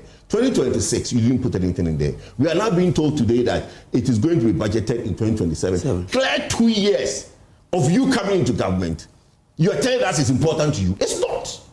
You see, this whole idea, Akufo-Addo came to meet 54 billion Ghana cedis. He said he didn't have money to pay. He's going to stagger it and pay it over 3-4 years. The existing contractors. But the same Akufo-Addo tells us that he has put $1.7 billion in the Bank of Ghana. Does it make sense? Let's ask ourselves that. You contractors, Ghanaian contractors who you owe 54 billion Ghana cedis. Uniska, you said it on Joy that you pay some and then you pay it as and when. But you put 1.7 billion in the Bank of Ghana for a road that is yet to even a feasibility to be done. And you're saying you're going to finish that road in 2 years. I don't know why the Institute of Engineering is not even blasting him that how is that possible? Did you say they are yet to do feasibility? They've not done the feasibility. They've not done the feasibility. Read his budget. Read what he said. They are yet to do feasibility. But they are clearing. Well, they're clearing a road, but you need to clear to do feasibility. It includes geotech. Technical studies include you going on the field to check the soil and all those things. Okay. So there should be a path for people to go. That's why they are clearing. Okay. But the clearing doesn't mean that the feasibility is done. But the point we are all saying is that please fix the existing road. My brother is saying that head on.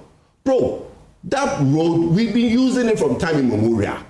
The accidents and the carnage on the road now is worse than what it was before. Yeah, but the volumes of vehicles today cannot be compared to before. Yes, but the problem is that the volume of road, even today, sections of it is much better than when Lemesbao did it back then.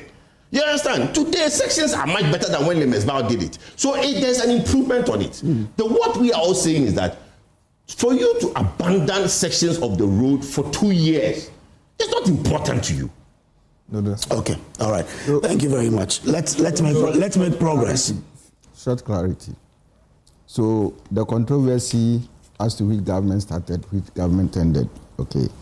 So the Achimota of Anko Road, we first started it 2006. Finally, it was completed from Circle. Yeah. Okay. So finally, it was completed under the Mills government. That was in 2012.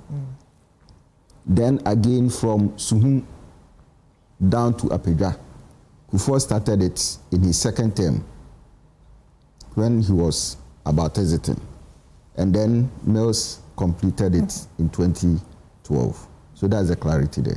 So let's move on. All right. But is that the two sides or just the lane as the yes. So what happened was that in between Isawam down to Suhum, it was just the left side. The left side that we all use. Yes. It was the left side that we were all using. So the left starting from the where? left side. when you go towards a little bit to the exit from the township, that's what I was saying, the township. When you enter the township from, there's an exit from the in Sawam township. Yeah. When you enter from there, it goes into one side. Yeah. So it's dual carriage all the way from the Sawam junction coming. From that, when you are going towards the hill, there's a organizer there. Then you branch. That's right. Yes. But it was like that for 8 years. You see, and what you are coming from then? Now it's done. Proper. Yes. Then so when we exit proper. So when you get to the main junction that will lead to the dual carriage, yes, that was where that work was supposed to have been done. Down to how do you call it? Suhum. Yes, Suhum and Apeja. Yes, so that one was completely abandoned. Yes. No, 8 years. It was abandoned. No, let me tell you, that became topical here. I think Amakwata even went there severally. We saw the videos. So don't make it look at when you took over. He did it. He did it. The second term of Nana Akufo. Very good to celebrate Christmas. But we saw that. So when somebody said that, but the point is, I was done. No, the point is, but you are just quiet and watch. Let me just a second. We spent too much time on this. Just a second. When I started, a second is gone. No, listen. When I started, I greeted President Akufo. Oh no. I greeted President Akufo. Look, if we do and then you see, we won't make progress. Oh, listen. Commander, listen. We have to make progress. I am sitting here. So when someone makes they say, telling me that I made a erroneous. No, I think you corrected that. You don't need to. So it should not Commander, say that. We are grateful. Thank you. It's fine. It's fine. Let's now move on to the private sector participation in ECG. And how POO is sustaining a pushback. They said no, don't give such a sensitive asset to any private sector player. Kojo, you've been on this for quite some time. That look, when it is not privatization, but it is private sector participation in all of this. Do you think POO is justified in their push that no private sector should be allowed into the operations of ECG? Not at all. Yesterday I saw the letter and I think it's quite unfortunate that they are jumping the gun. You see, there is a transaction advisor that has been engaged. The transaction advisor would engage all parties, including the workers' union and the workers themselves. The transaction advisor, as the name suggests, is to advise the government on the way forward. There was a committee that was set up by government. The committee gave government 3-4 options. Cabinet looked at it and said, okay, appoint a transaction advisor. Let him look at the entirety of the transaction, do all the feasibility, co-meaning, and advise government on the suitable way forward.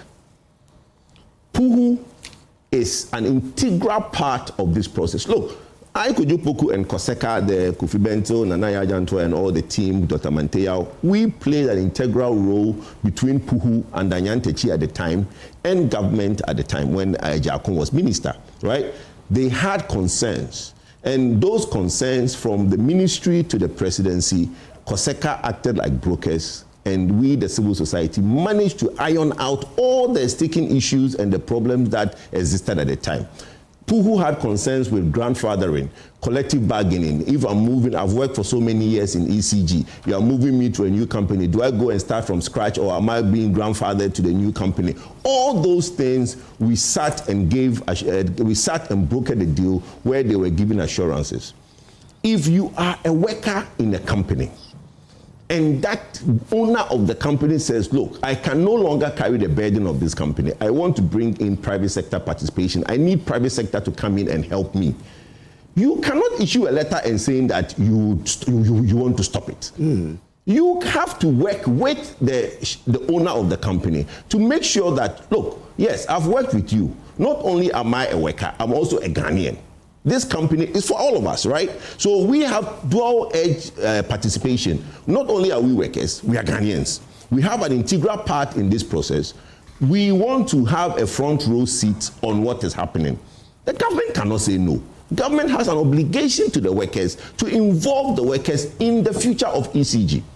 For me, even yesterday, look, I spoke on Joy, and after that, I had a lot of their senior management call me. The suggestion I gave to them was that, why don't they buy the company? they can buy the company, right? There is employee stock option purchase, by workers buyout, where they have provident funds and all the tier 3 pension money. They can basically talk to transaction advisors who can advise them for the workers to own more than 60% of ECG.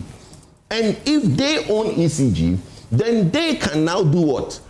Manage ECG and work with ECG the way they think the ECG can be turned into profit. I gave something to your production team, if they can put it up, that I can explain something to our viewers.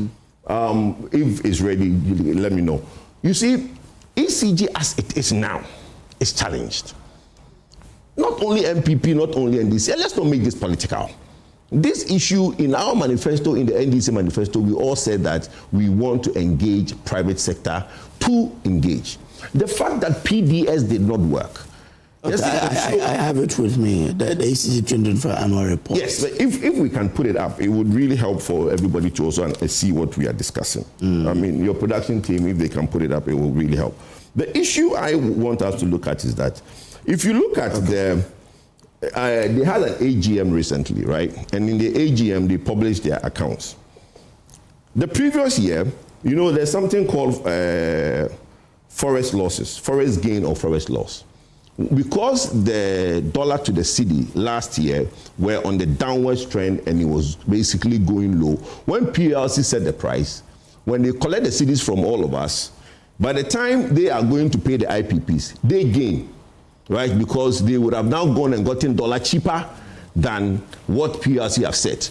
That alone contributed 12.1 billion Ghana cedis to the company. Their forex gain alone, the previous year, because the currency was on the opposite trajectory, where every time PLC set the price and they have to now pay more, ECG lost 8 billion the previous year.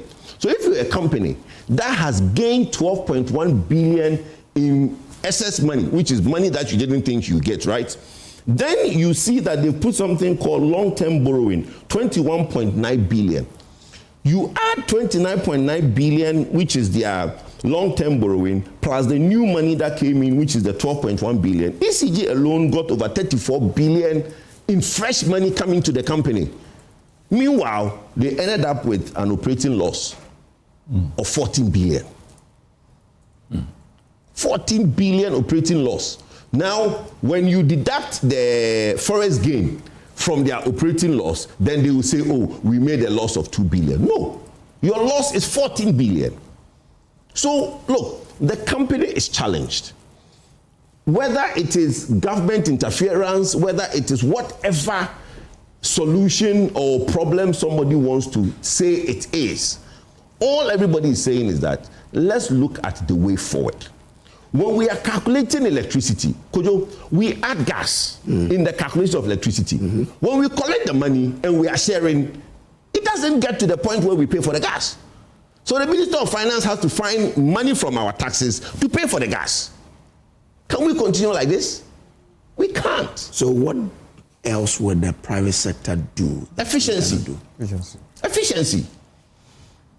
Look, my brother, it's clear as day. Look, they keep saying that their collection has improved. In their own budget, collection efficiency. Collection efficiency the year before was 87.5. Collection efficiency 2025 was 86.06. It's there, so we can look at it, right? So collection efficiency has even reduced. Yes, the amount of money they are collecting in nominal terms seems to be more, but in actual fact, what you have is that their collection efficiency. So these are your. These are. So the revenue, we look at their revenue, right? The year before, they made 3 billion more in revenue. Their cost of sales actually increased. So the year before, their cost of sales of 31 billion, the cost of sales for the 2025 is 34 billion. Now let's look at the gross loss. The year before, they made a profit of 4.6 billion. This 2025, they made a loss of 12.6 billion. Which is the operating losses. For someone who would probably ask, why is it loss? Explain to us. Is it because it's in brackets? Yes, the brackets are negatives. Yes, okay. The brackets are negative. Okay. Now the operating loss. Now you see the forex gain that I talked about. Their forex gain which is what I explained earlier. Because PLC will set the price and the dollar to the cedi is doing better. By the time they go to the market, they make money off us, right? So ECG got 12.157 billion more money as compared to the previous year where they lost 8 billion.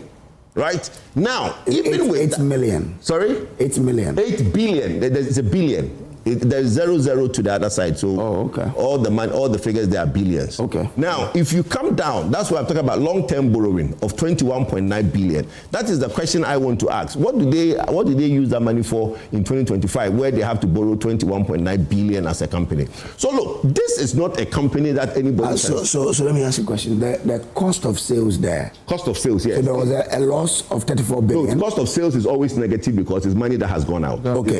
It's not an income. And then the loss is 12 billion. Yes. So 2024 was 4 billion. So the year 2024, they made a profit. A profit. Yes. Of 4 billion, 4.6 billion. And then they lost. And they made a loss of 12 billion in 2025.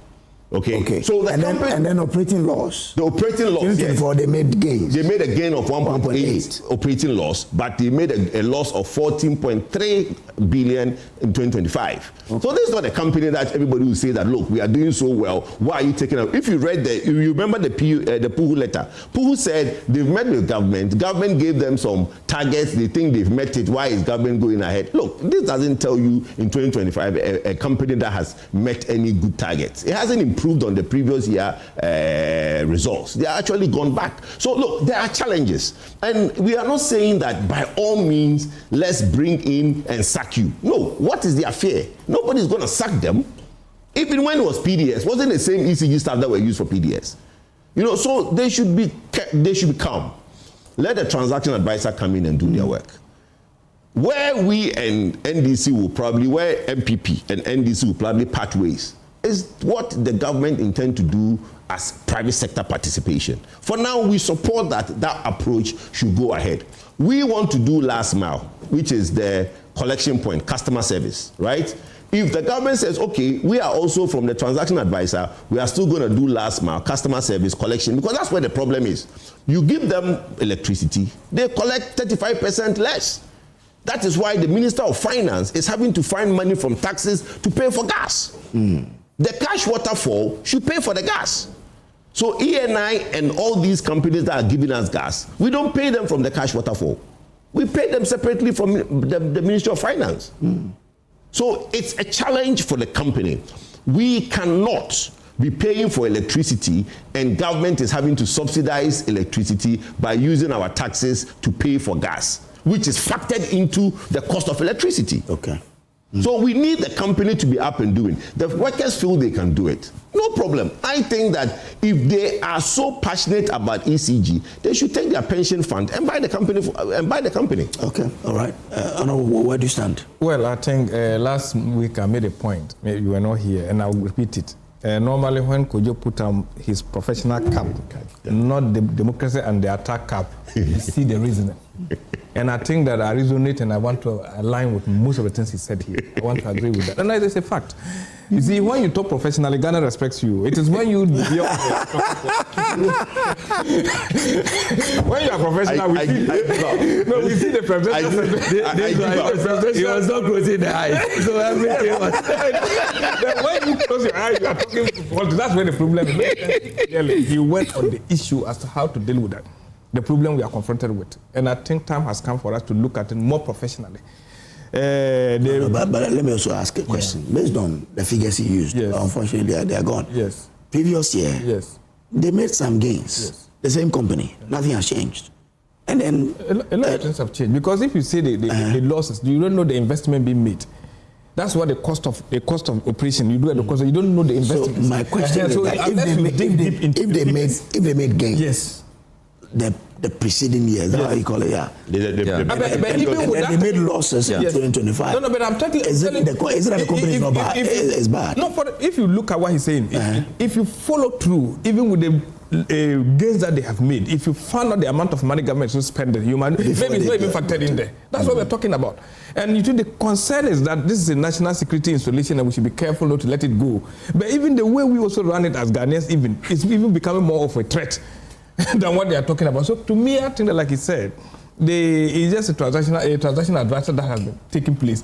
They are making sure that all stakeholders will be consulted. Discussions will be open. Let's all go to table and have a discussion. Then at the end, the resolution that we come out with, and we think that it is the way to go as a country, then we move. But as it stands now, like you said, 32% losses every year, having a financial shortfall of what, $2.2 billion on an annual basis, is not something we can all hold on to. But to be honest with you, I think that he has tackled the issue as it's supposed to be tackled. So there's no much time. I don't need to waste much on this conversation. I think that he's done a justice with this particular topic. And we all should begin to look at it and see how do we act to make sure that the electricity company of Ghana is something that we can trust, we can have hope in, something that will give us the best of services at what very affordable cost. As it stands now, we are just managing the baby, knowing very well the baby is sick. How do we treat the baby? We need to be very honest. We need to be very candid. We need to make sure that we dissect the issues. Let's not be romancing the symptoms. Let's go deep into the issue. I don't think any president will want to push out Ghanaians from their work. No, that shouldn't be the objective. But don't you also agree with them when they say ECG is such a critical national asset that must not be placed in the hands of strangers? You see, the point is, that's why I made that point. I'm saying that bringing in private sector doesn't mean that you are handing over everything to private sector. That's the point. It's not that we are sitting down, closing your eyes and putting everything in the hands of. And I'm also saying that our own conduct as even Ghanaians is making the strategic installation a danger to us. Okay, all right.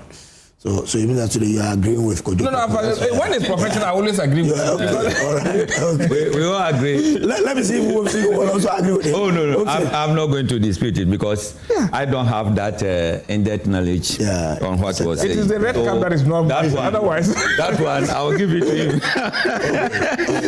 I'll just say one of two.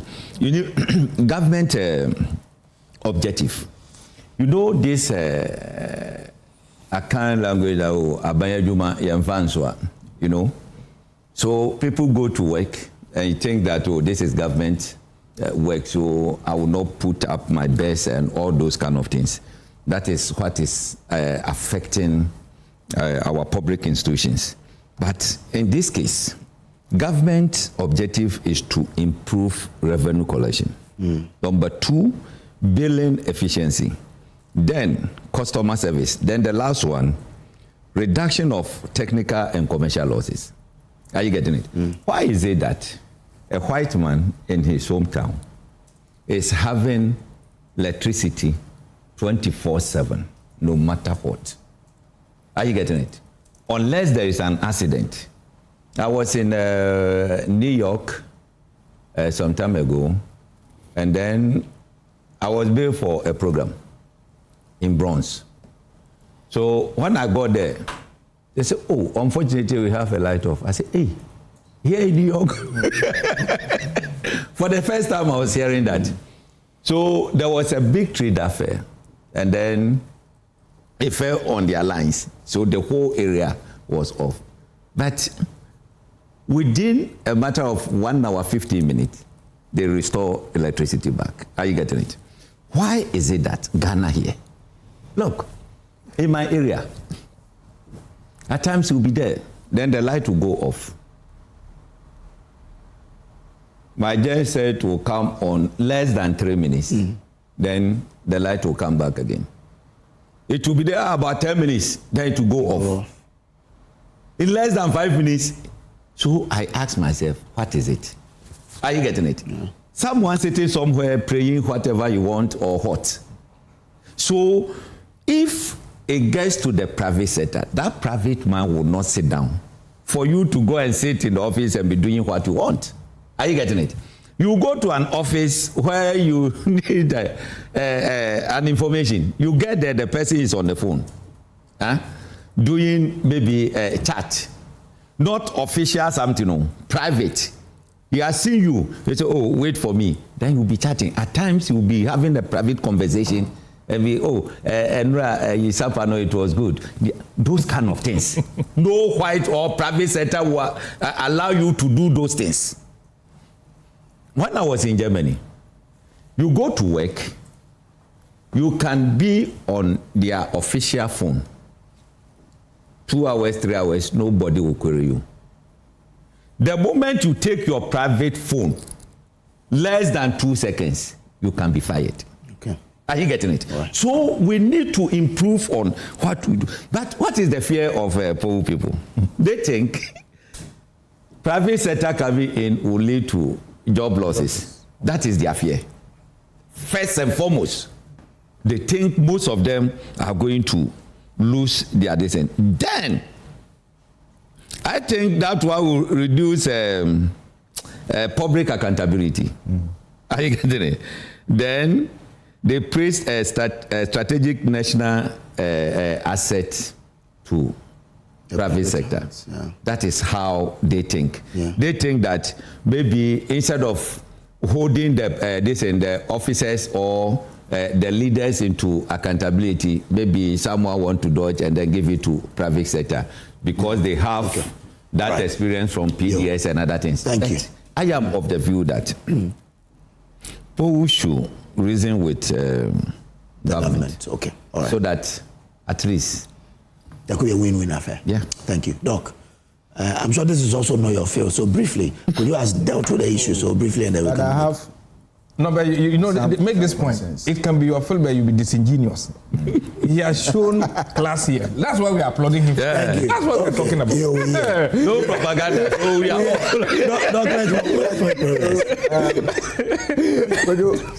They say that when you talk about dry bones, old women are the ones who would, begin to worry about it. But I also believe that when it gets to the bird's kingdom, and it is about flying, right? Eagle has no problem. The eagle has no problem. What it means is that listening to my 3 colleagues on the table and what Hobson ended with, obviously, who may be worried because of probably incompetencies and not really about issues regarding people losing their jobs. If you are going to lose your job and you are competent, who is going to take you away? If you fit into the job and they know your productive levels, who is going to take you away? All right. I believe that ECG and where it stands, their major problem is not about fighting to restore a national, facility. That is not the issue. I think that it has to do more of efficiency and effective issues than what probably they are talking about. You see, ECG is one of the companies that is so much burdened with debts. And year in, year out, it is always that problem of increasing tariffs just to provide quality service to the public. And what do we see? We keep talking about this billing thing, and it is the same thing always. Bringing in a kind of meters with sophisticated technology, to help them get in more revenue, which Pool has even admitted that with that they are getting more money now, isn't it? So what is the problem now? Is it about the fact that they think that getting into the hands of the private sector, there's going to be a problem? Yes. I think that... The critical infrastructure. Yes, I know, but which one is not a critical infrastructure? Where you sit now? Joy, multimedia, is it also not a critical investment? Already for a private sector person. But it is. But the thinking that was in the 70s, that's why we only had GBC. Somebody felt that you can't have broadcasting to the private sector. Yes. And broadcasting should only be government controlled and it should be GBC. That's why we had GBC for so long. Now, what have we gone on? 30 years on, what do we have today? Okay. You see, so I think that it is about the times and what is needed and what should be done. Okay, you see, when it comes to sustainability and growth, what are we seeing about ECG? You see, so I feel that if we believe that we find ourselves in a time where privatization will help with the issues of sustainability and the growth. Okay. Why not? All right. Okay. And the major issue, delivering value to the public. Okay. Private sector can do that, you believe? No, that is not what it is not private an assurance. For me, it is not an assurance. Okay. The reason why I'm saying that it is not an assurance is this. If you bring in the private sector, which is not effective, what happens? Okay. All right. Okay. But then, if we believe that what we are going to bring in, even if it is a PPP, okay, or any other, investor, and that person or that institution or that investment is going to deliver that kind of value that we expect, then of course, why not? Okay. But you see, a quick one. You see, when you say a company has made 14 billion loss and is government owned, it's faceless. If the company is owned by Hobson and there's a 14 billion loss, Hobson will come out of his holiday home and come and sit and say, look, everybody, let's have a meeting. That's right. Why 14 billion loss? You understand? Yeah. That is the efficiency and accountability that you don't have with government owned, because we can throw losses around and it's faceless. Okay, thank you. That's grateful. The problem. Okay, thank you very much. Let's make progress here, but a bit of a quick message here and then we can move on and talk about fuel there. This one here says, good morning, Hunter Pele. My greetings to Hobson from Vero in Hamburg. Hey, Vero. Okay. Okay. So you know her? Oh, yeah, I know her. This one says, please ask Hobson whether he is satisfied with the way President Mahama is governing this country.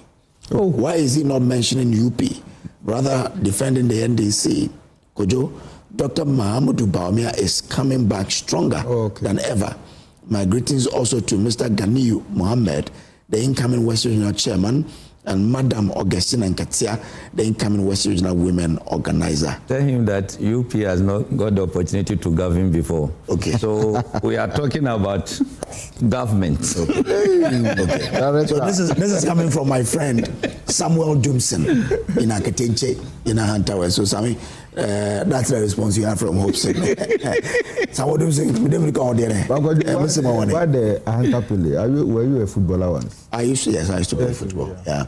But Ahantapele is not related to football. When I was playing football, I was a defender. Okay. Ahantapele when I was playing, I was a defender. Yeah, very, very good defender. Because the way you defend it. The parliament team, in the near future, you should get him to captain you. Oh, okay. Kojo has not told me. What mistake is that? In the parliament, what did he say? In the parliament team, No. Let's move on. No, this August, they are going to have it's called Democracy Cup. Yes, and then Parliament is having a team. So you are going to play against. So they should poach Kojo to play for them. Yeah, Kojo should be their captain. He's a friend. So you should maybe through that. Clarify. Maybe through that, Kojo can get to Parliament. Anyway, now government is absorbing 2 cities on fuel price. We're asking to the people's benefits at what cost?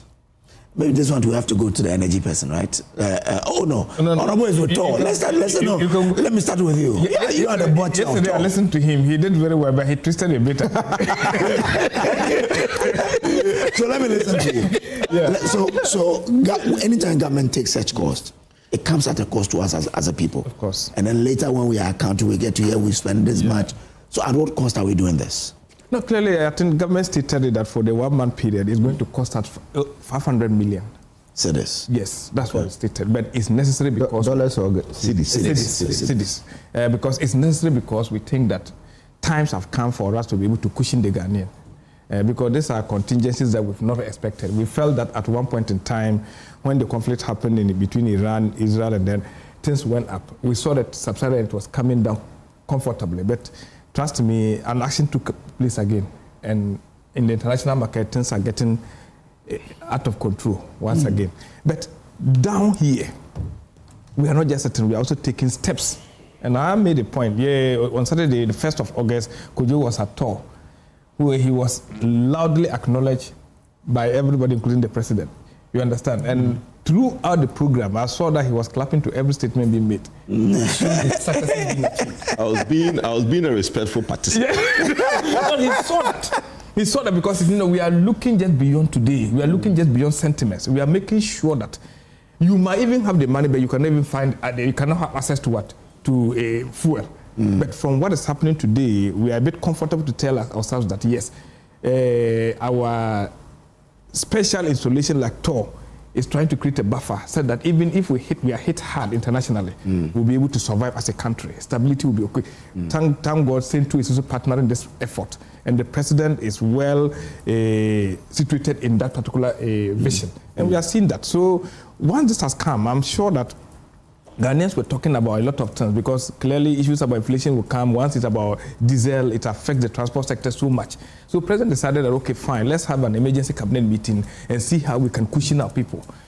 So they said about the 2 cedi per a liter. And to me, I think that it's good. Because to bring about stability, to make sure that people can predict and plan, to make sure that the ordinary person who is commuting from home to work should be able to do that without much pressure. And I think that that's the way to go. But you wanted to give that 2 cedis. Yes. Why didn't the MPA probably maintain the price floor? Or it's mandatory that they have to adjust it when there's an adjustment? The reason why the issue about the price floor came, I think Kojo explained, we all know that it's not going below. Yes. You are not a certain upper limits. Yes. You are not going below the level to crash out people who are also in the industry. Yes. That's the basis. Exactly. But once the things are getting out of hand and you think that, oh, I have a bit of space, I have a buffer to be able to cushion my people, let me take up that cost. And that's what the cost government is taking. So even though it will be sold at that level, government is saying that at this particular price, I'm also paying this to the people so that to keep them in business, we all run. The government focus is that because the Ghanaians are the direct beneficiary of this action, that's why government is doing that. Okay. And I think that there's something, and this has happened before. The other aspect, people have said that if government has what it takes to be able to take 2 cedi per liter out, why is the government not taking the D-levy off? And we know instances happen, and sometimes it's a perfect coincidence.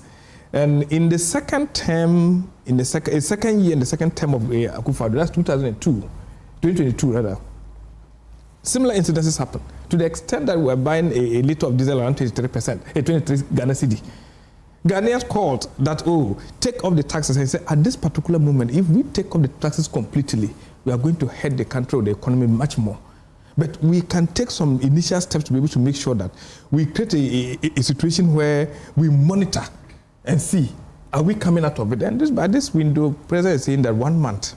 And I'm sure within 1 month, if things are stabilized, we can be normal and operate a country will keep moving. So I think that is the best way. Okay. I'm driving here, I've overheard people saying that what about we those who are also using petrol cars?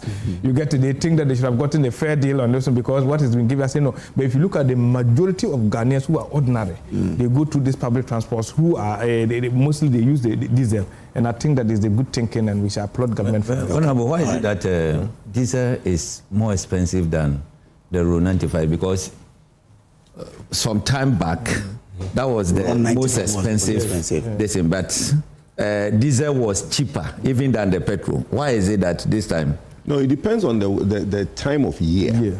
Time of year has a lot to do with diesel prices as compared to petrol prices. Around 95. There are times of the year where around the world diesel is cheaper, but when we start, you see, the stockpile, diesel is used for heating in some countries, diesel is used by industries in some countries, and when there is shortages, you realize that diesel is more in demand than petrol. Petrol is for, in the European countries, hardly, most of them are not even using as much petrol because they've all going EV and all that. So it's the demand and supply that determines the prices of diesel. That's why that one goes higher in some time of the year. Oh, okay. Okay. So basically, look, I would have wished, it would have been a beautiful conversation if we can all sit here and say that, oh, you know, it is the international prices that is causing that and not bring politics. But my people, my friend, the NDC did unnecessary politics when the prices were high. So today, you can't help but remind them that it wasn't a bad economy that was creating high petrol prices. It wasn't that somebody cannot govern or be amambo intina the prices were high. We heard all those. In fact, there's a video going on social media where Sami Jamfi, the propaganda secretary, who's gone very quiet these days because his mouth is full. Oh, of course. No. His mouth is full. He's not talking. But he's a communication officer of the party. When last time we heard Sami Jamfi make a statement? Statement like what? But he's the communication officer. He's working. He's the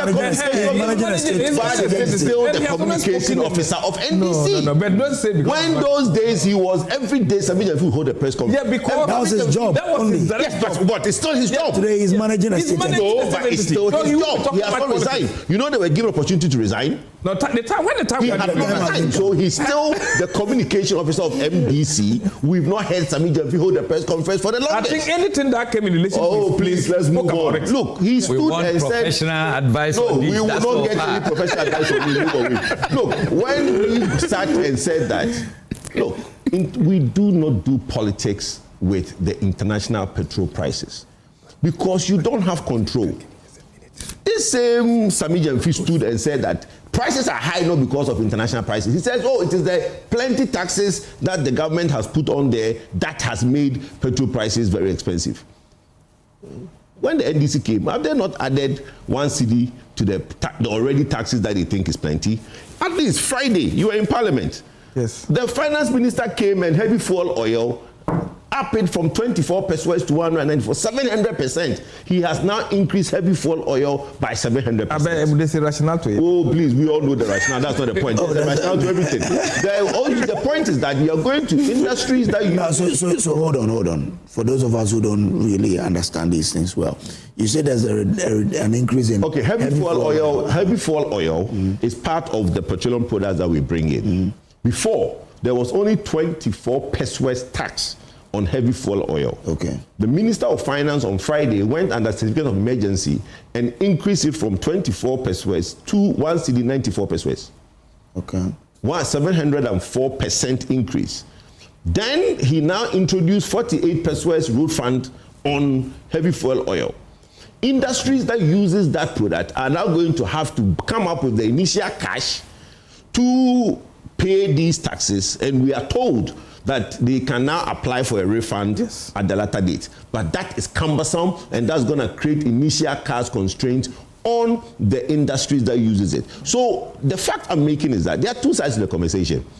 I have the man my brother appreciates, the energy cap, when I have it on, is to say that yes, the prices are high because we are facing international pressures, and as a country, we are part of a global village, and it will affect us. But the reason they can't let us have that conversation in peace is that they did unnecessary politics with it. Today, the president have said 2 cedis should come off. The reason is diesel and not petrol is that diesel is what is used mostly by commercial transport, those that are carting our food, those that are carting our brothers and sisters from various parts of the country, mostly uses diesel. When you do not check the price of diesel and the GPRTU and the transport union increase it, it has a dominoes effect to make sure everything becomes expensive, which is unfortunate in this country and create inflationary pressures. So the reason behind the 2 cedis of diesel, but it will create a debt. Already when it was done in April, May, June, it created about 800 million Ghana cedis debt at MPA, which we have to find the money to pay for going forward. Now we are doing it for another 1 month. You create around 500. We have not paid that debt. We've not paid that debt. It's there. And it is the service providers that suffer, because that money is for PDM, the primary distribution margin, then the UPPF, and then the fuel marking. All those service providers have to be paid. That BRV, the tankers that are moving your products across the country, we have to pay them to move the product to my brother's hometown in Sisala so that he will be able to buy fuel from those parts of the country. the most important thing is that there is a bit of a relief. It's temporary in nature. It's just unfortunate that the Americans are not able to tie this thing up, where the president might say something in America and inflate the world market and all that. We hope that this one, it will be the final one, and the prices will start coming down, and my brothers can start shouting about Papa buy again. Is it? But just one question. Just a quick one. Just one question for Kojo. You said they will pay some money back, but it's cumbersome. Does it mean that the taxes that they are paying, what the minister is saying, that's what the minister is saying. Okay. That because what it is that you know, heavy fuel oil, you can mix it with diesel, and it becomes more diesel. So if you have small diesel and you have heavy fuel oil, you can mix the diesel with heavy fuel oil and double the quantity. Okay. What the minister is saying is that people were now smuggling, they are abusing the heavy fuel oil. But the point is that if there's an abuse, you take the abuse. You don't come and burden the industry. Oh, my brother, taxes is not the solution. Okay. There's so many I now get. You understand? So he's saying that industries that really and actually need it pay the taxes, then apply for the refund. You understand? But you know what this is going to cost? What is good? You know how businesses operate. When they pay more taxes, they will put it on the consumer. Even though they will get a refund at the end, come for a refund. And make more money. Because I am a consumer. When the businessman Hobson puts that particular tax on my product to buy, I've already bought it. Hobson will go for the refund. But it's not a freelance because you still be watched. That's how it is. It's not a freelance. You know how these things operate in Ghana. You were getting it before. Yes. But this time you get it after. Yeah. No, now you have to pay. You have to pay. Yeah. You have to pay. And then when you yes, but what Kojo is saying is that the typical Ghanaian man who has a company will charge the money on the product and sell it to me and still go for the refund. Those are the people we are looking for to put behind. So what do you? I mean, I think today's on diesel. I've heard people say one or petrol, but this brings some respite. Anyway, Kojo is making a point that we did some initially. We have still not paid that. We are going to compound this, and that's how we start building on debt for government. Not so. Just before that, I remember Kojo was calling on government that any surge in crude oil, Ghana also gained. They say windfall. So Ghana should cushion Ghanaians. Now they are cushioning Ghanaians. No, but you should cushion from the crude oil. You are getting, you see, it's good you brought that point up. Ministry of Finance is getting more money in his revenue, in his accounts, because the higher crude prices, Honorable Finance Minister is getting more money. But he doesn't want anybody to touch his money. He is going to MPA to now say, MPA, build the debt at MPA, not at Ministry of Finance. Meanwhile, the person who is making the more revenue is Ministry of Finance. So why doesn't he give us the breaks? So let's see, they will do reconciliation. So and they balance. That is where the petrol people are asking. No, they reconcile. All right. Yeah. I hope the 2 cedis were on the crude. I think it's a relief for all Ghanaians. Though I don't use diesel. Only that your generator will use diesel. He's a rich man. How many liters will I buy? Are you getting it? What I use more is the petrol. But when I fill it, more than 100 liters. Okay. Are you getting it? Wow, so if I'm giving just some pesos, it will tell you when I fill the tank, the money that I will get as a relief. But all the same, is good.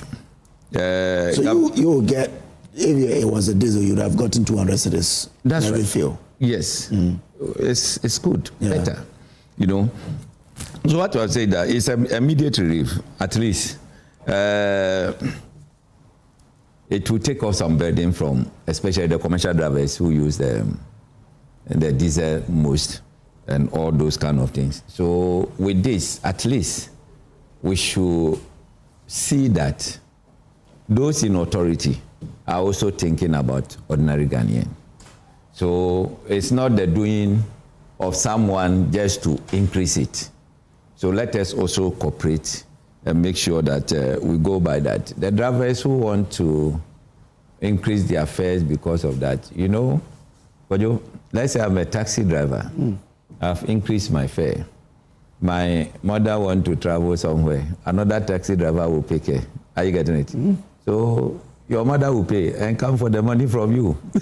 Your wife want to go somewhere, you are not there to pick the person. It's another taxi driver. So let us have this broad conversation and see how best we can go about it. I know fuel is not only the determinant for fare increases, so let us do that. Kojo mentioned it, that it will control some level of inflation. Are you getting it?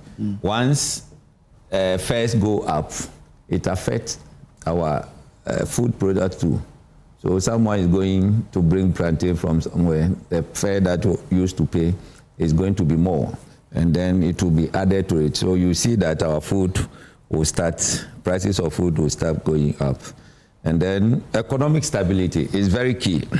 Once you are able to prevent that high cost of fuel, you are also sure of the stability. But the concern is that the fiscal cost. Like we're saying, Honorable is saying, I was thinking maybe it was going to cost us about 200 million, not knowing 500 million. It's very huge. And then already we have some debt there. So adding this one, we are in somewhere 1.3 billion, which is going to be a burden on our national so. And if you listen to the education that Kojo gave, that this is sitting on the books of the private players, right? The MPA. It's rather MPA. MPA. Oh, not the MPA uses that money to pay the service providers. Okay, so it's still sitting on the book of the MPA. That's right. Not the private. Not the private. Okay, then that's fine. Yeah. And I know when West come to West, government will intervene. That's why I said they reconcile the books. So The government will just zero it. Government will intervene and then make sure that they do this. This is just a temporary solution. And we should pray that world market will come. But just a little, let me veer off a little on this Russia-Ukraine versus US-Iran. Are you getting it? Russia-Ukraine was not affecting the fuel prices, world market so much. Oh. Listen. Okay, what was? Not so much. Okay. But America-Iran war, any single statement affect. The moment Trump will say,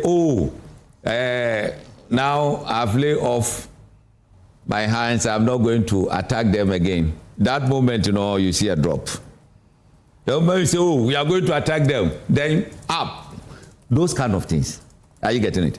So this is not something, apart from the fuel,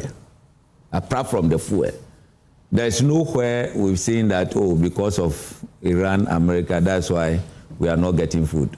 Because of Iran, America, that's why our health service is not doing well. Or we are not able to pay fees or whatever. Are you getting it? That's the little thing that I want to draw. People were saying it because every single problem in this country at that time was Russia and Ukraine. Okay, so let me help you with this one. This one says, the Russian-Ukraine war significantly affected global fuel prices in 2022. Yes. Following Russia's invasion in February 2022, Brent crude oil prices surged past $100 per barrel and peaked near $139 per barrel, creating a major global energy crisis and driving pump prices to record highs worldwide. Go to 2020, Mami, go to 2023. Russia-Ukraine war is still happening. Go to 2023. Whether it happened again. Oh, but that was when it started. I am saying that. At that time, it created a peak. That was when it started. Yes, but that peak, from the beginning, we learned to live with it. Like now that there's still war going on, but the price have come down. You see, the economies around the world learn to live with these things. And then I am saying that, yes, it happened. Initially, it affected. But the subsequent years, why were we relying on that? Even if you have a headache, it's a Russia-Ukraine. But it kept coming down. That's what I am saying. It kept coming down. The peak was 2022. It's a fundamental thing. Yeah, the peak was 2022, but it kept coming down. The war? The fuel prices, the inflation, all of that came down. Not so. Yes. So it means that at the start of the war. I am saying that every problem in this country at that time was referred to it was Russia. That's what I'm saying. That was the problem. Not that it didn't affect Ghana. It was overclocked. Kojo, my head is aching me. Oh, Russia, Ukraine. Commander, this one. You know why? Because okay. Let me thank you very much. Let me do a quick explanation. Allow him. See, Russia and Ukraine, if you look at the list of exports around the world, right? The two countries made up for almost most of the exports around the world. Oil, seeds for oil, wheat, and all those things came from either Russia or Ukraine. Yeah, so in this war, it's only the fuel that's been having a problem. With the Russia-Ukraine, commodities, wheat, oil, all those things were high. And so the reason that, because your medicine, the what is used in your medicine, they use flour. All those things were from Ukraine, and that is why a lot of things went up. And we're still management of the city was also a factor. Management of the city as against the dollar. Thank you. My point was that first year when it happened 2022, yes, it had the effect. Yes. But the subsequent years. Thank you very much. Doc, come in here. Who's this relief for you? Yeah, I think it's good. And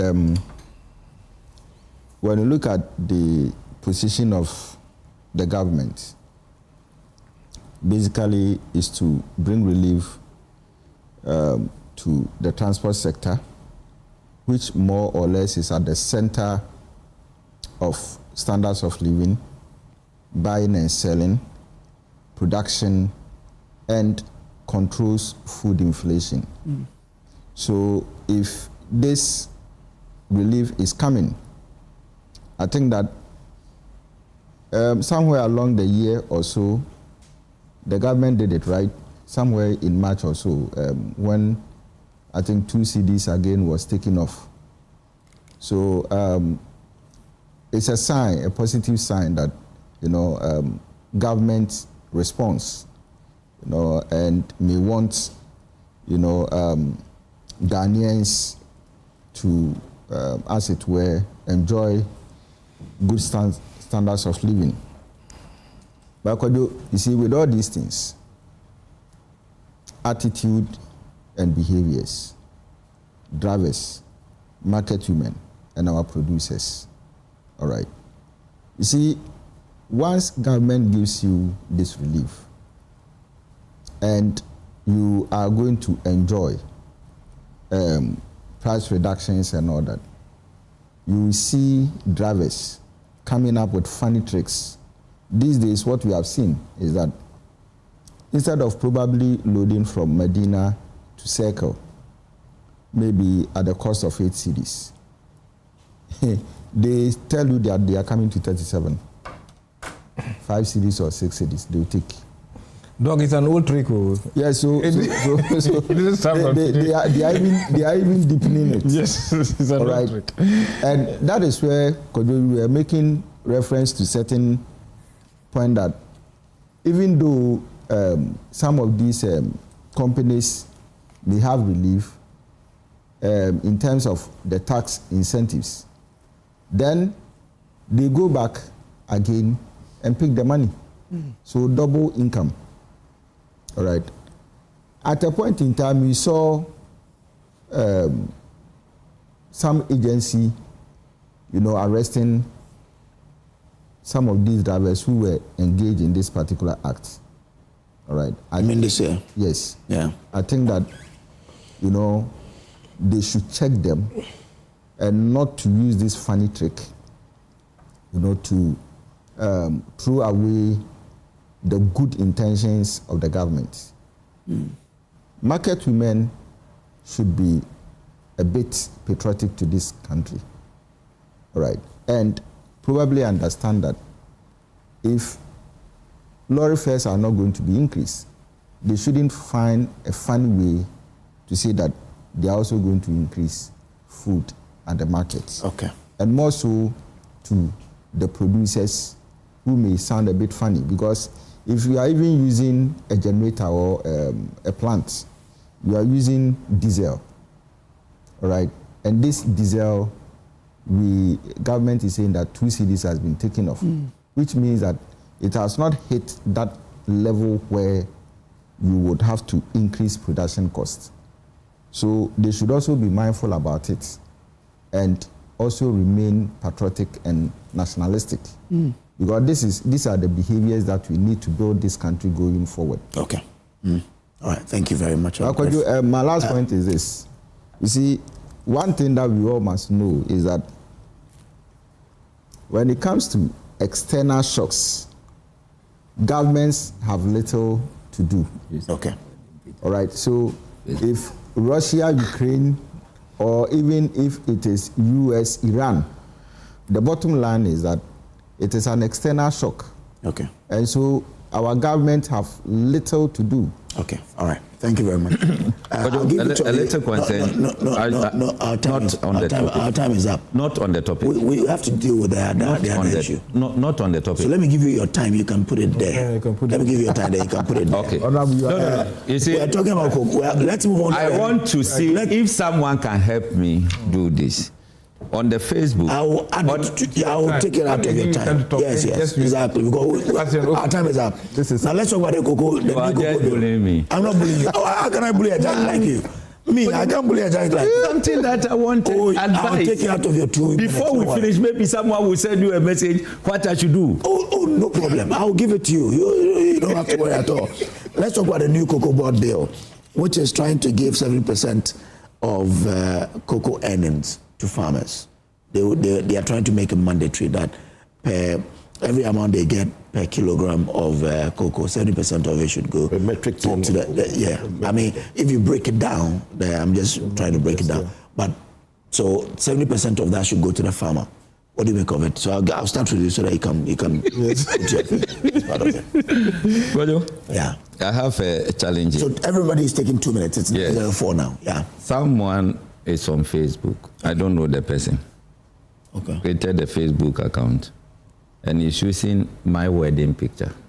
Myself and my wife as his profile.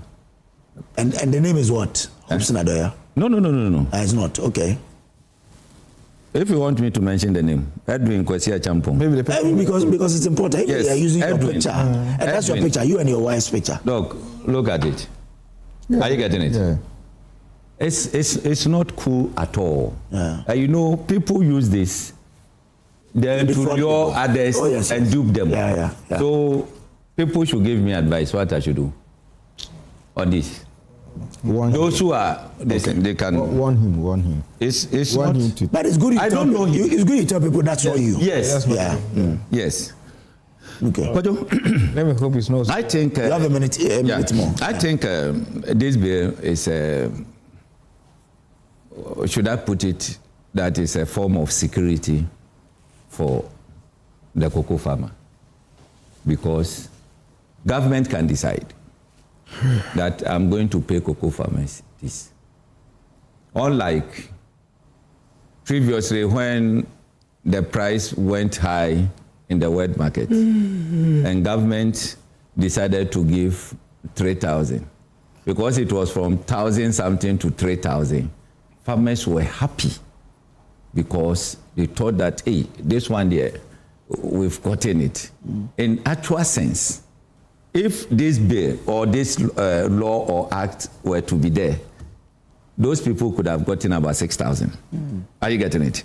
So this one, it has come to stay that if you're a government and then wet price is about, let's say, $100 or $10,000, all you need to do after working out your formulas, you need to give the farmer 70% and then government will take 30%. Why is government taking 30%?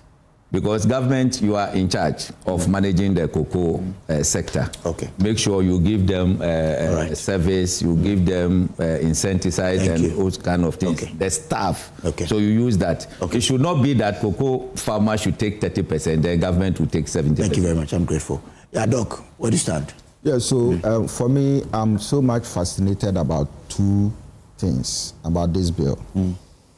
The welfare, of farmers that has been captured in terms of scholarship to their children to help the cocoa farmer educate his or her children is very important. Probably what should be done is to define the level of that scholarship. With time passing, I think that university education, giving scholarship up to university level will be very good for the cocoa farmer. Then more so the pension scheme, all right? But again, the retirement age of cocoa farmers, what time or what age do we peg it?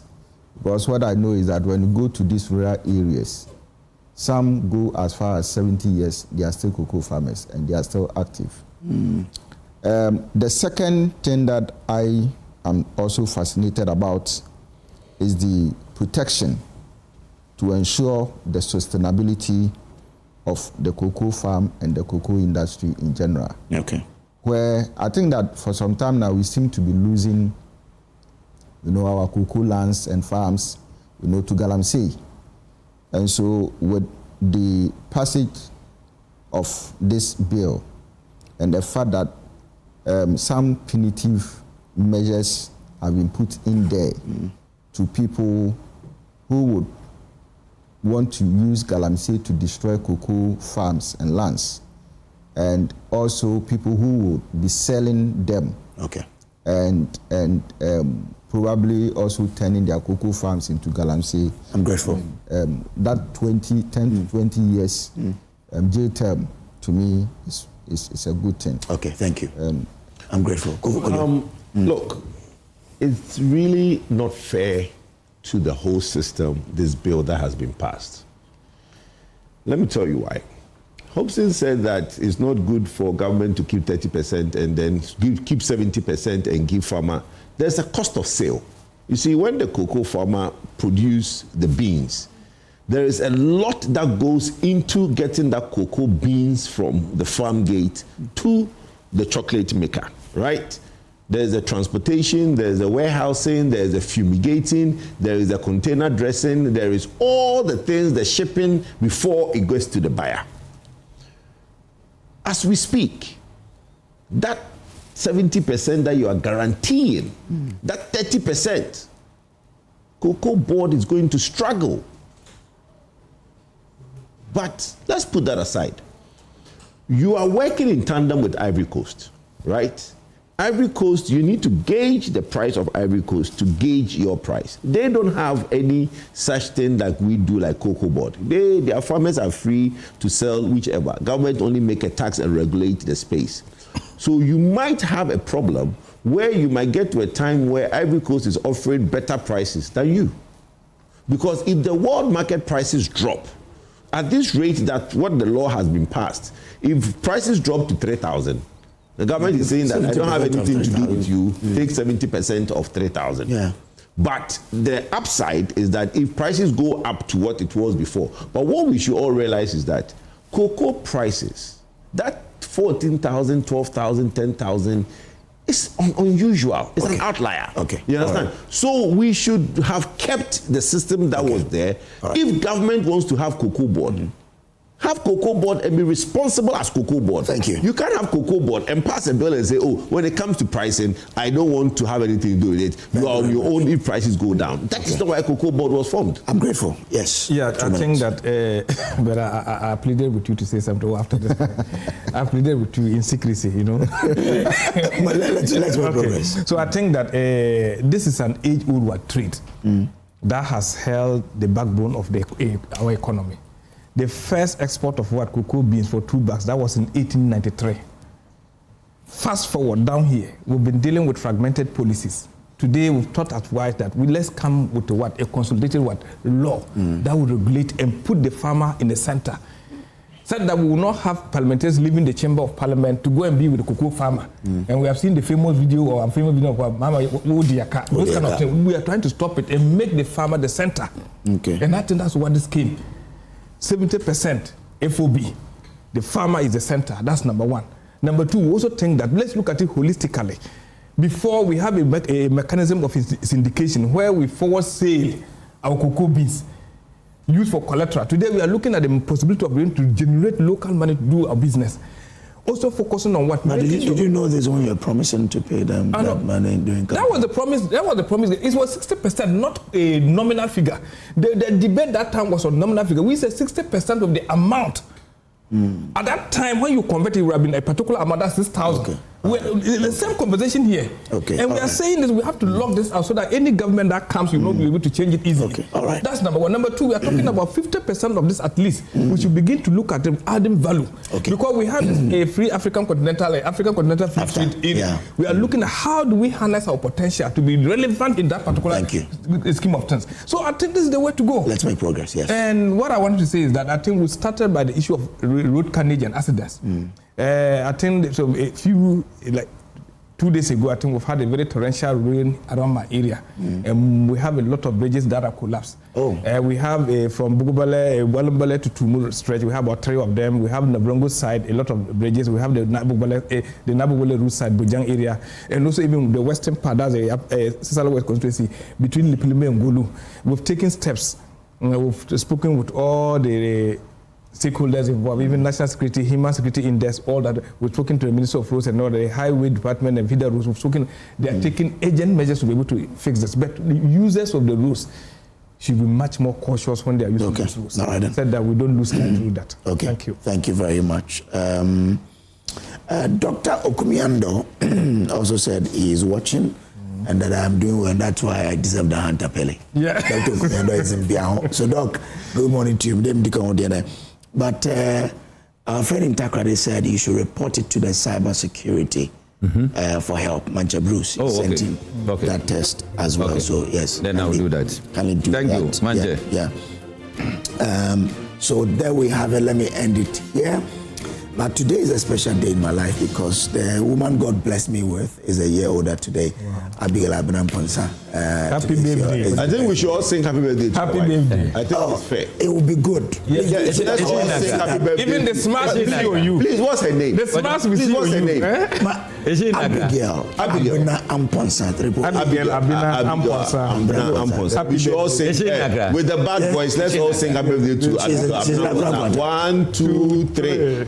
Happy birthday to you. Happy birthday to you. Happy birthday to Amponsa. Happy birthday to you. Yes. Hip, hip, hip, hip. When I sing, I need cake. Why not? I don't sing every day. When I sing, I need birthday cake. So please, I hope I get it. Can the 5 of us be ready? Oh, you can sponsor the dinner. Why not? Why not? My wife there, she's on. We'll look at it. Dinner. What's dinner? For my wife. Who's sponsoring? I'm sponsoring. Yes. You know where they are going? Huh? You don't get yourself into this problem. You don't know where they are going. You don't know where they are going. You say you're going. After that, they'll go to where they are going. There are 2 sponsorship packages. I have to Kojo for Emefa, and then for my wife. For you. Okay. Something for your wife. So is it a deal? Oh, yes. But she's not here. She's in Agodan. Oh, you see. Buy ticket for her to come. Kojo Poku is the executive director for ECEP, the member of the MPP's communications team. Dr. Baratutu Boyne is a lecturer in political marketing at the University of Education, Winneba.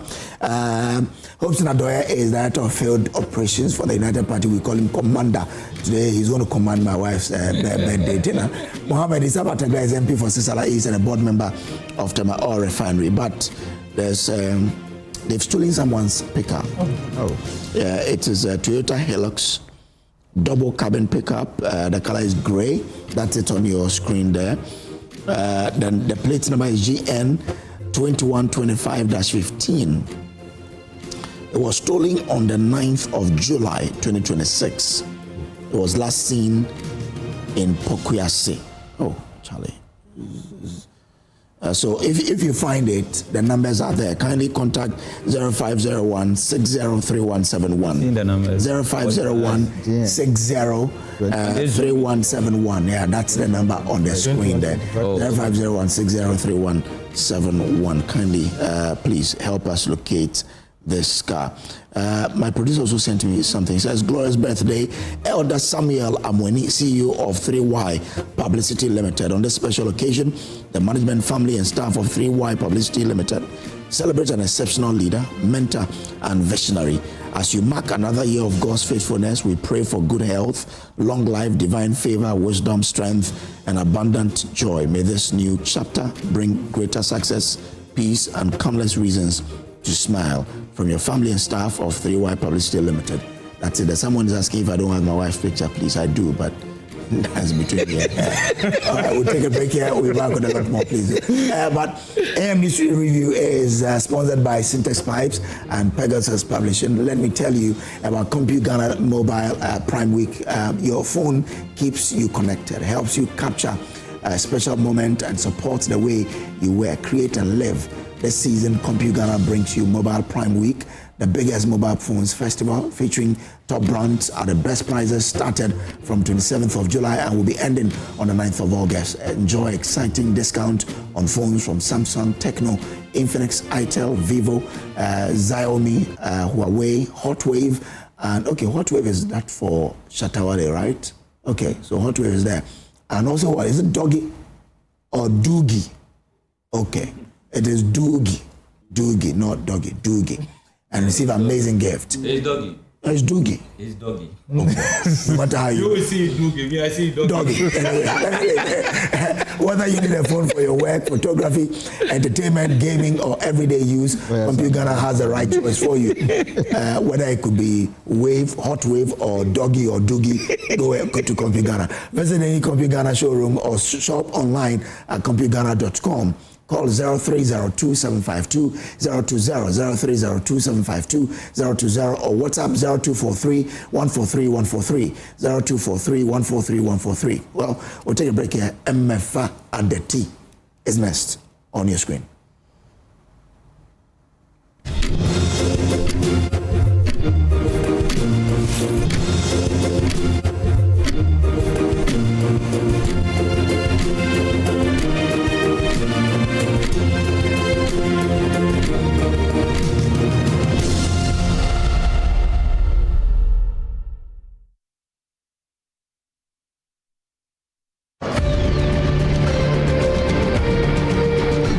PM Express, power is confronted, claims are tested, and accountability is not optional. The first 2 months in office between January, February, and March, we had already brought down this rate, and then we have sustained it since.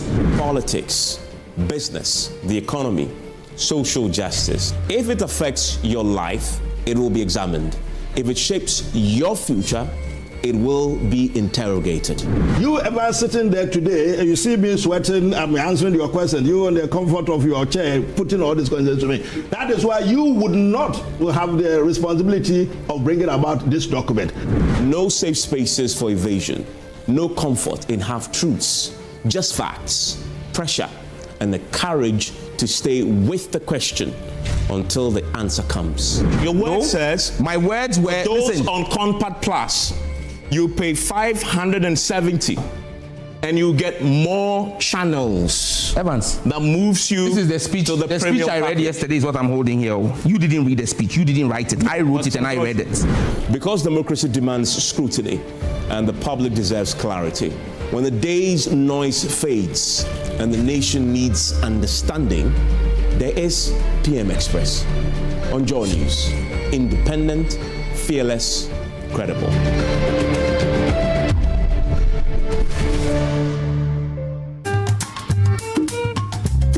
We were living in one of the pavilion behind.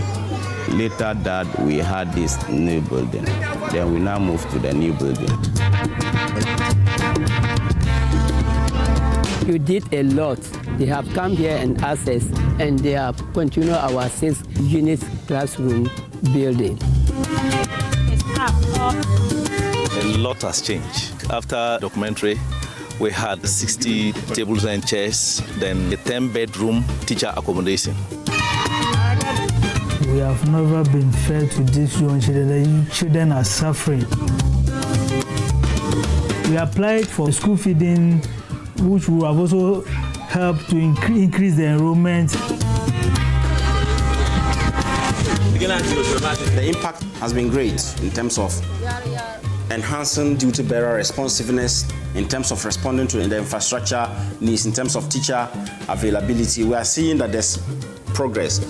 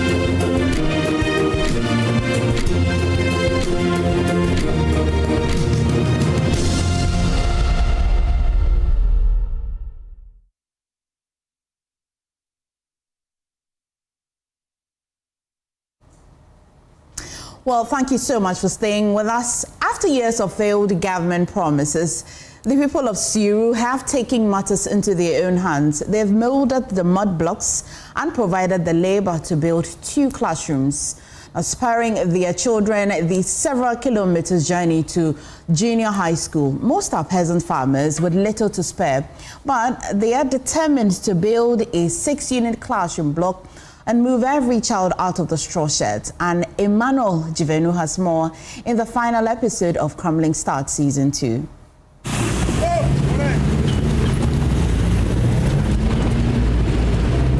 This is my second time in Siru, a small farming community in the Wa West district. The first time I came here, children were learning under trees. 2 years later, very little has changed. Straw sheds are still being used as classrooms, and the same half-roofed pavilion is still holding more than 1 class. When the wind picks up, lessons slow down. When the sun becomes too harsh, they sometimes stop altogether. But one thing has changed. The community is no longer waiting. We have a lot of problems. If you see as a school, we don't have the school block for the students to be taking their learning process. As well as furniture, school feeding, water, all of them, we don't have it. But we, the community, we do our best. We are feeding ourselves, making pavilions for the school children to take place for their learning, as well as doing some petty things to support ourselves for our learning process to be going on here. As we are seeing, we call it Stampa, the pavilions.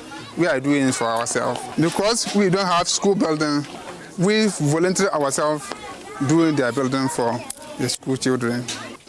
So that's the esophagus, and we are going to talk about the function of it. After years of pleading with the district assembly for a 6-unit classroom block and getting nothing but broken promises, the community has decided to take matters into its own hands. The community are now more active than before because thanks to your coming, they have gotten us another 2 classroom unit block.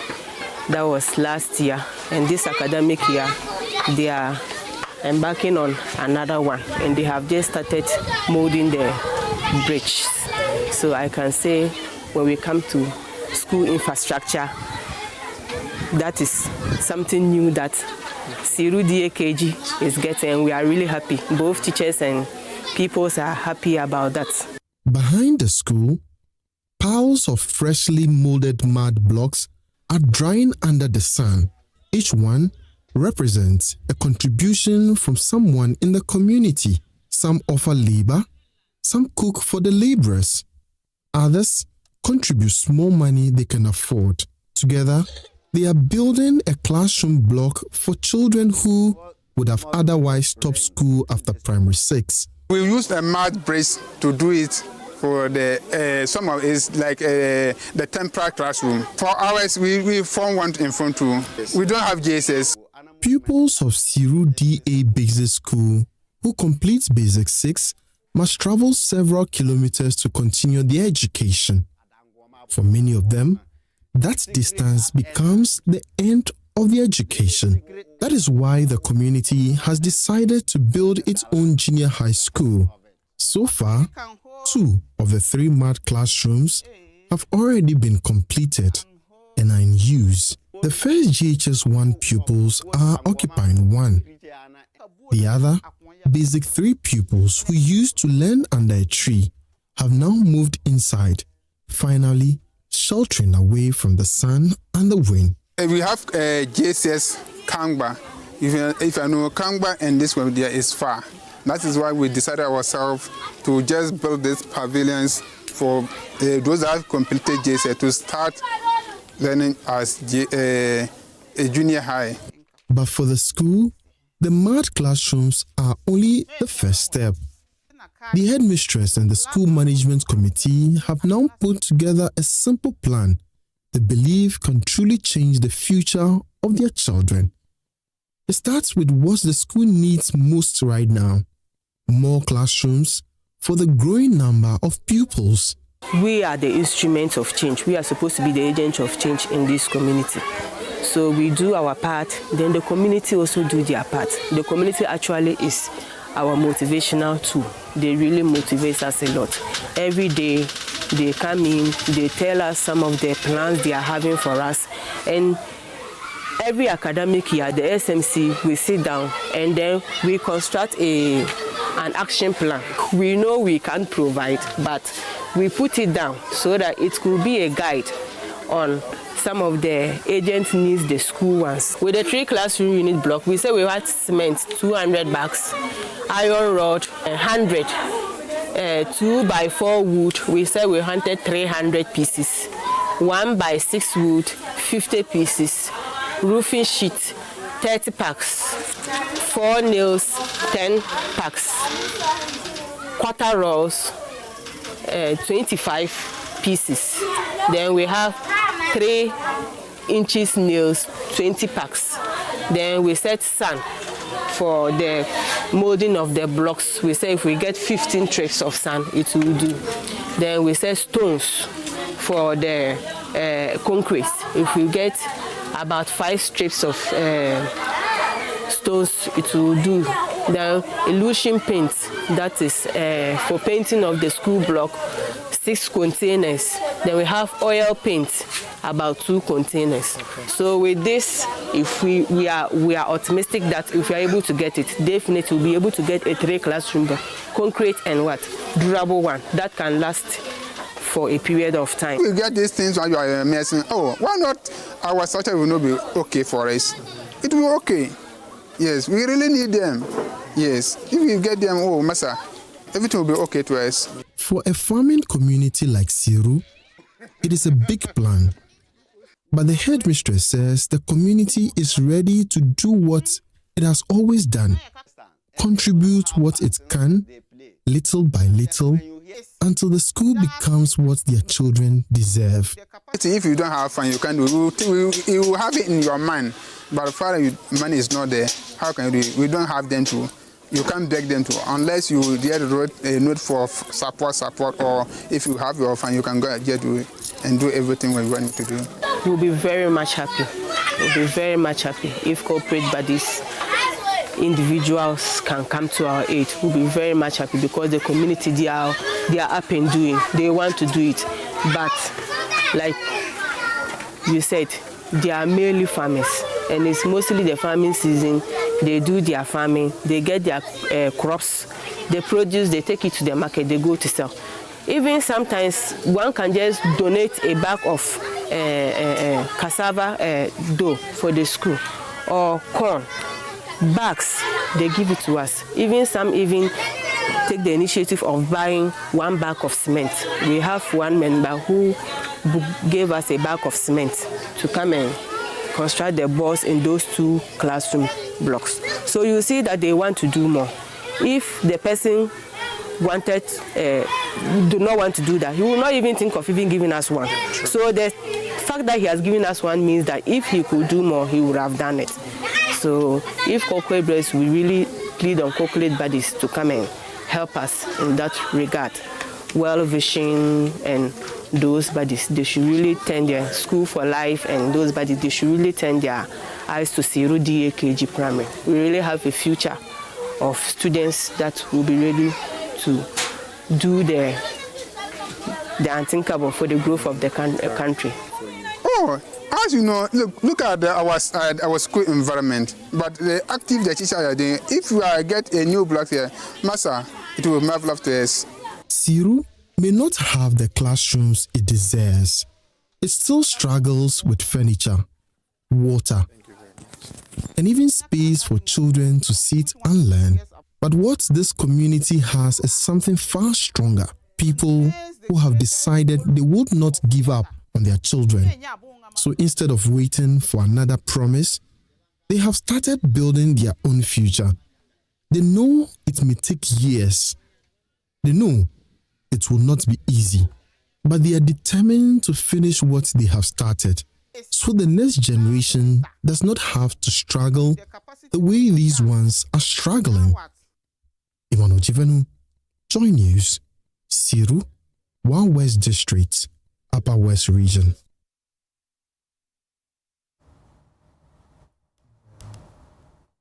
Well, let's get some answers to a few questions. Let's go on phone and engage Richard Wulu. He is DC for Wild West, and a little later as well. Well, still on Zoom, and joining me on Zoom would be Amadou Zuliadin. I hope I got the name correct. Project Manager, School for Life. But let me engage the DCE first. Thank you for joining us this morning on the morning show. I am certain that this school and many others like this one has come to your attention, sir.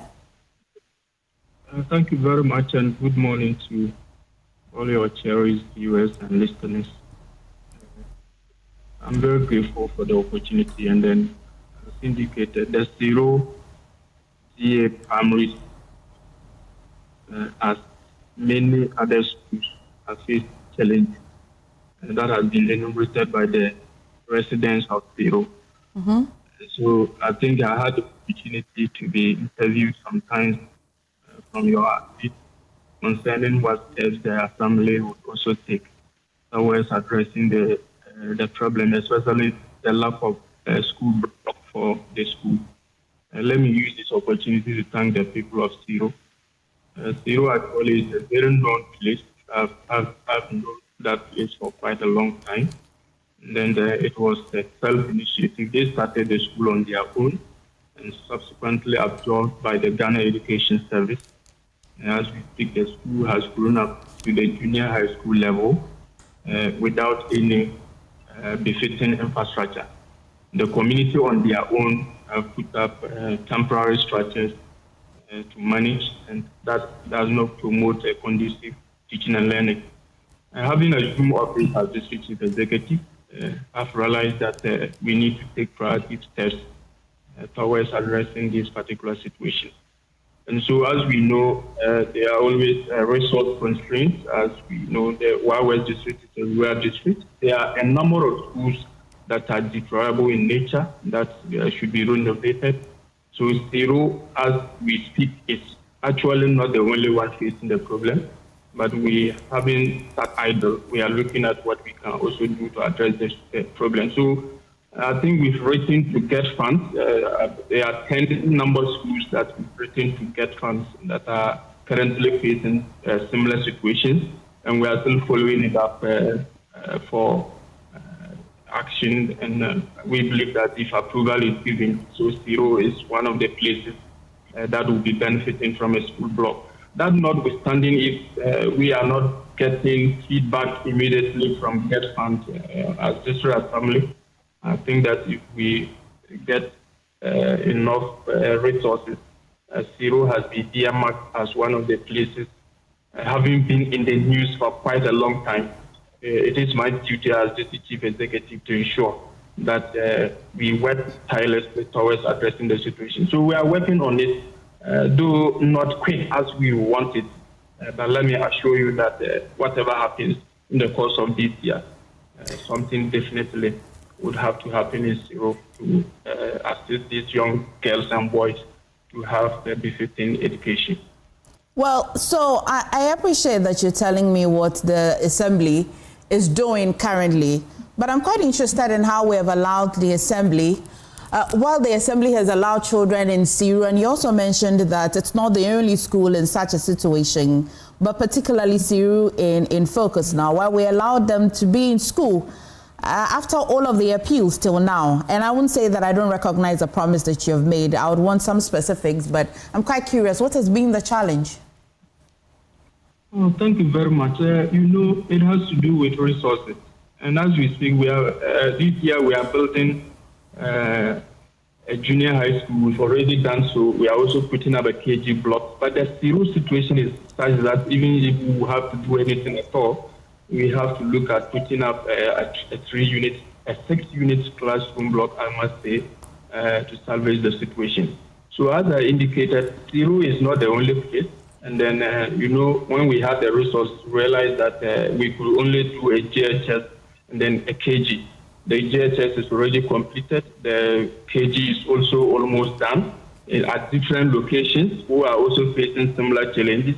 So we are taking it step after step. And I think the Zero challenge has been there ever since I also came in.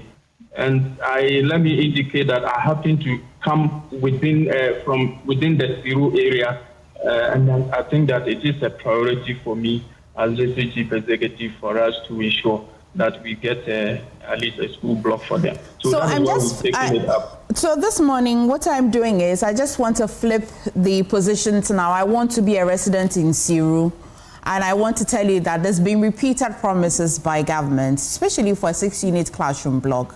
But I hear you make a promise this year again that maybe by the time the year will end, these promises will be delivered.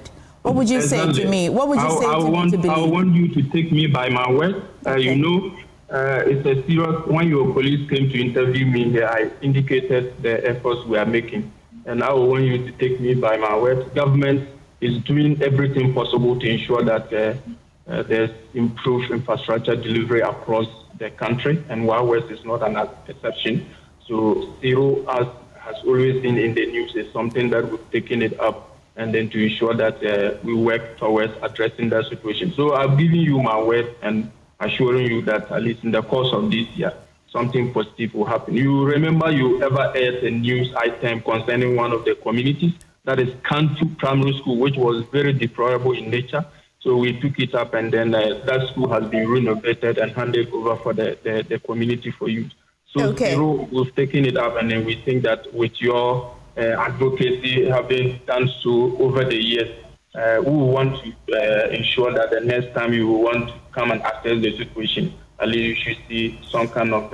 I will take your word. I will take your word. However, the school has gone ahead to start something and they're raising some funds. Would you make some contributions at least until the promise will be delivered by the end of this year?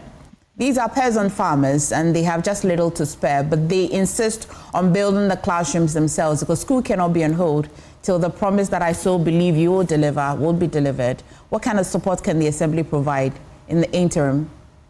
Yes, so thank you very much. If you look at the primary school as its own, even when they needed to, as I hadn't resumed office as district chief executive, but having a concerned member within that area, I supported them with some cement to make some chalkboards that they will be able to use.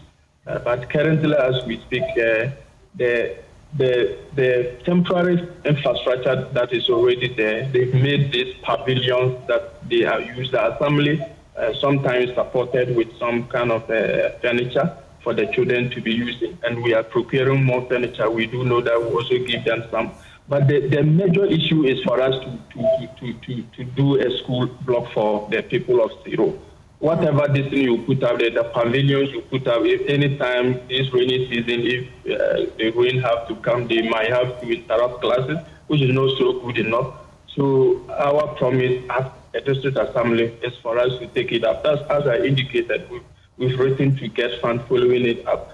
If that response is not coming quickly, we have to look at other source of getting resources to be able to address this solution at least in the course of this year. Mr. Wolo, my name is Emefa Akosua-Adeti. I shall be giving you a call in December. Thank you so much. I'll be very grateful to receive your call. Thank you so much for calling, for attending to our call. But let me quickly take a few minutes and engage Mr. Amadou, manager of the CLEAR project. Thank you for staying all through. Let's just understand clearly, what does the situation in Siru reveal about access to basic education in the northern region as a whole? Thank you very much for the opportunity. The case of Siru, as intimated by the DCE himself, is just an example, or just one case of the many challenges facing basic education delivery in northern Ghana. When we talk about access, we are looking at children who are of school-going age and are not in school, that's one, but two, also to look at infrastructure, factors that facilitate or that enable quality education delivery. If there's no infrastructure, there's a school and then lack of infrastructure like classrooms or desks, that would make children, stay away from attending school. Because look at the case of Siru, look at the situation the children are in.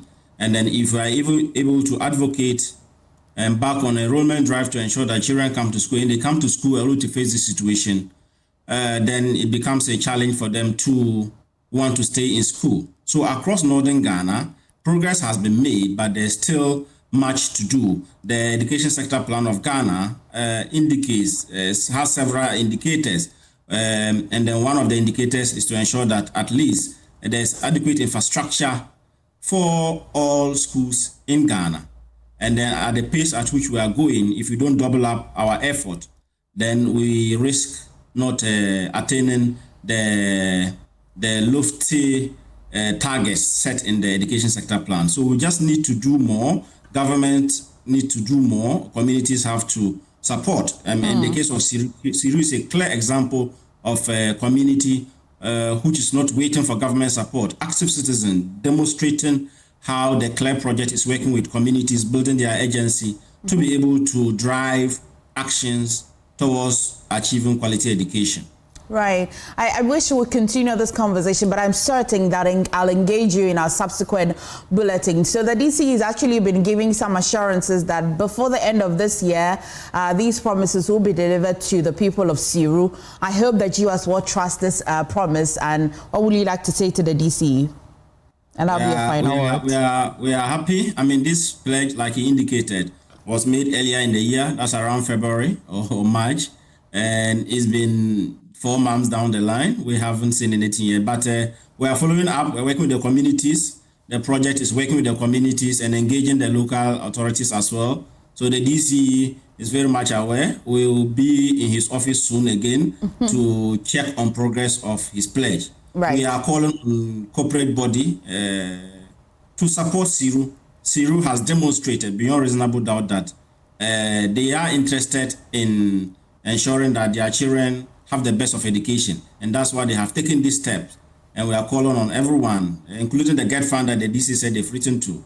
They should support Siru with decent classroom infrastructure to ensure that learning is ongoing. The headmistress is mobilizing her teachers and working with the PTA and the citizen groups in the community to ensure that they have achieved what they have achieved today. And then we are calling on everyone to come on board to support. And then we shall continue to engage the district authorities to ensure that the pledge made is delivered. Thank you so much, Amadou. You and I together with Emmanuel will be doing the checkup on the DC, but thank you for staying on all this while to have this conversation with me. Please stay with us. We have a quick conversation with Crux Institute.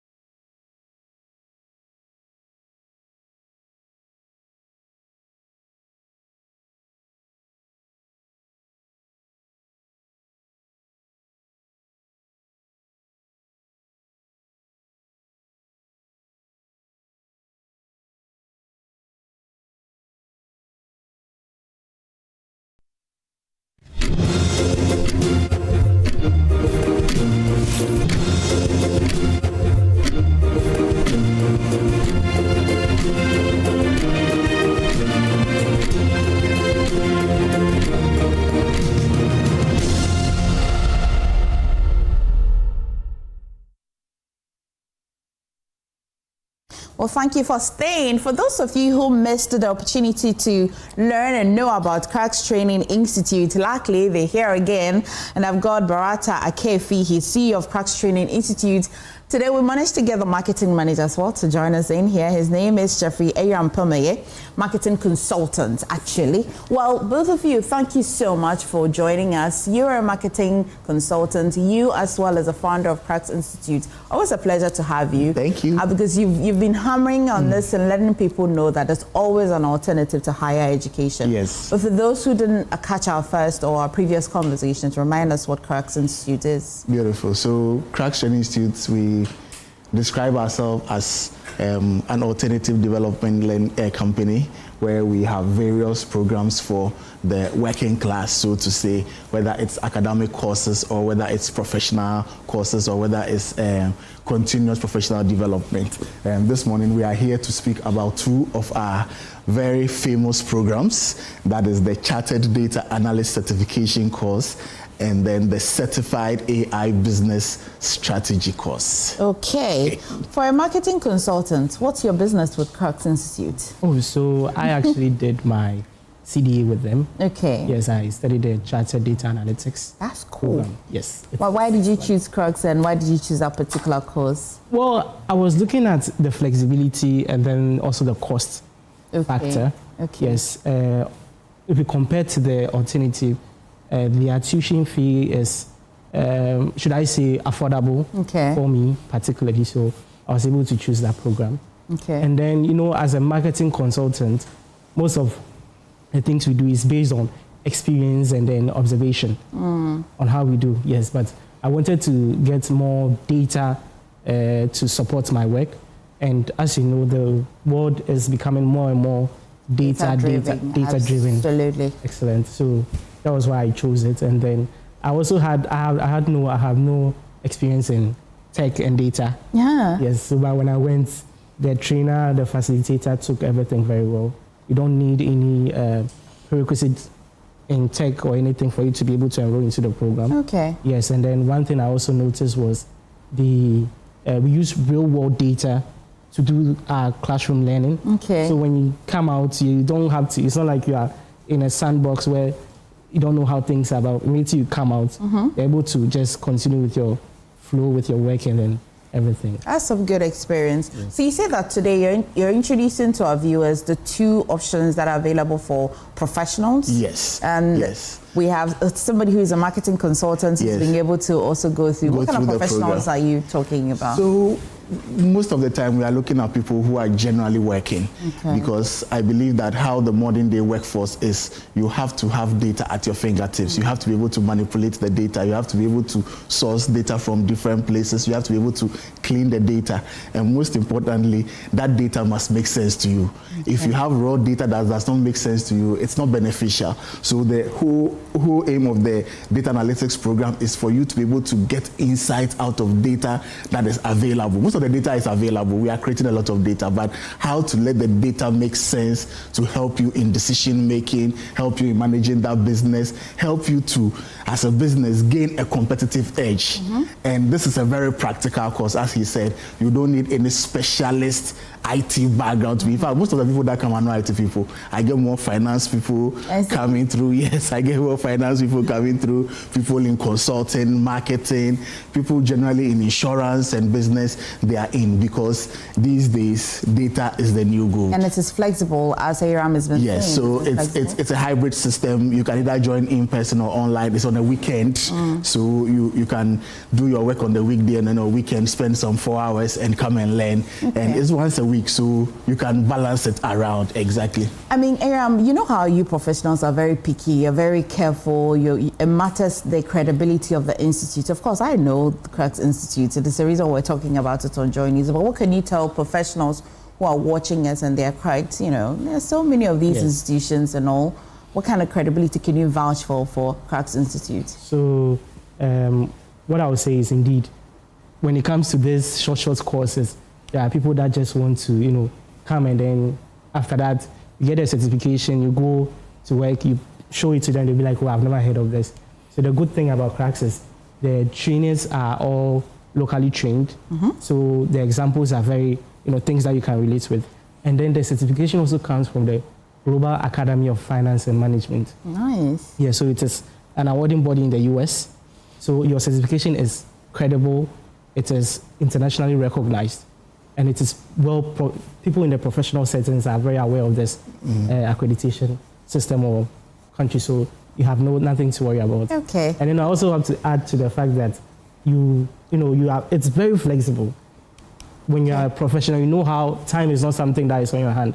So on Saturdays, you come in or you join online, then you go through it. It's very, very vested. People by now know where Cracks Institute is. In terms of accreditation, GTEC, the last time you mentioned that is accredited by GTEC, so that Prof will not come and chase after you and all of that. But where is it located and how can they enroll? We are in Osu. We are just opposite Accra Sports Stadium. So the courses are two. So the Chartered Data Analyst, and we've also launched the AI certification course. So the Certified AI Business Strategist. So we want to teach you to get deep into AI, but mostly for productivity. There are lots of strands of AI, but this is how to let you be effective at work, how to apply strategy to your AI marketing and your AI work to be very, very flexible for you. So definitely this is something to go for. I want to leave numbers for you to by call. All means.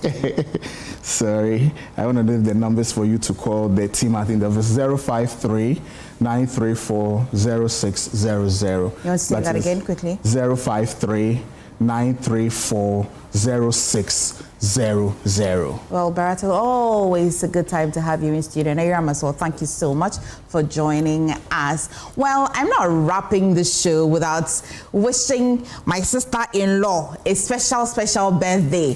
So, Abigail Abena Amponsa is the wife of the Ahant. Come on. The Ahanta Pele. Ladies and gentlemen, that is Kojo Brace's gorgeous and elegant wife, my own sister-in-law. Yeah. Happy birthday. Today we're celebrating you in a very special way. He says that I should tell you that he's grateful for everything you're doing for him and the family and the 3 fantastic children. God bless you so much. And you look very elegant in hair's a la mode. Kaish. Yeah. Kojo, please let it rest some more. Let it be on the screen some more. A minute silence. Auntie Abigail, who have your eye? Yami sure, Papa. Kojo, Osindedi, or you all the way, everything you need. Please send the list to me. I'll make sure that it is done. Happy birthday to you, girl. Happy birthday. Well, it's such a nice way to wrap the show. Thank you so much.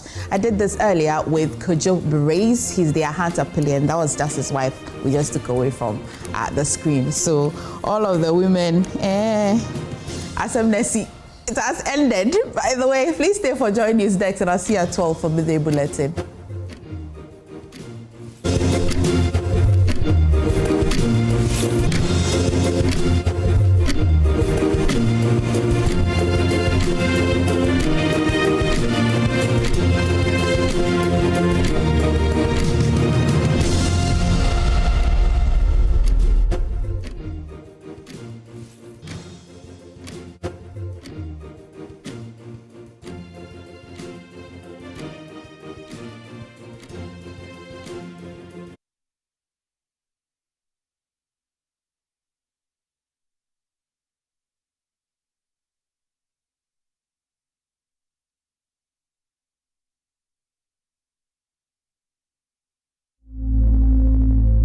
Imagine a family without a home.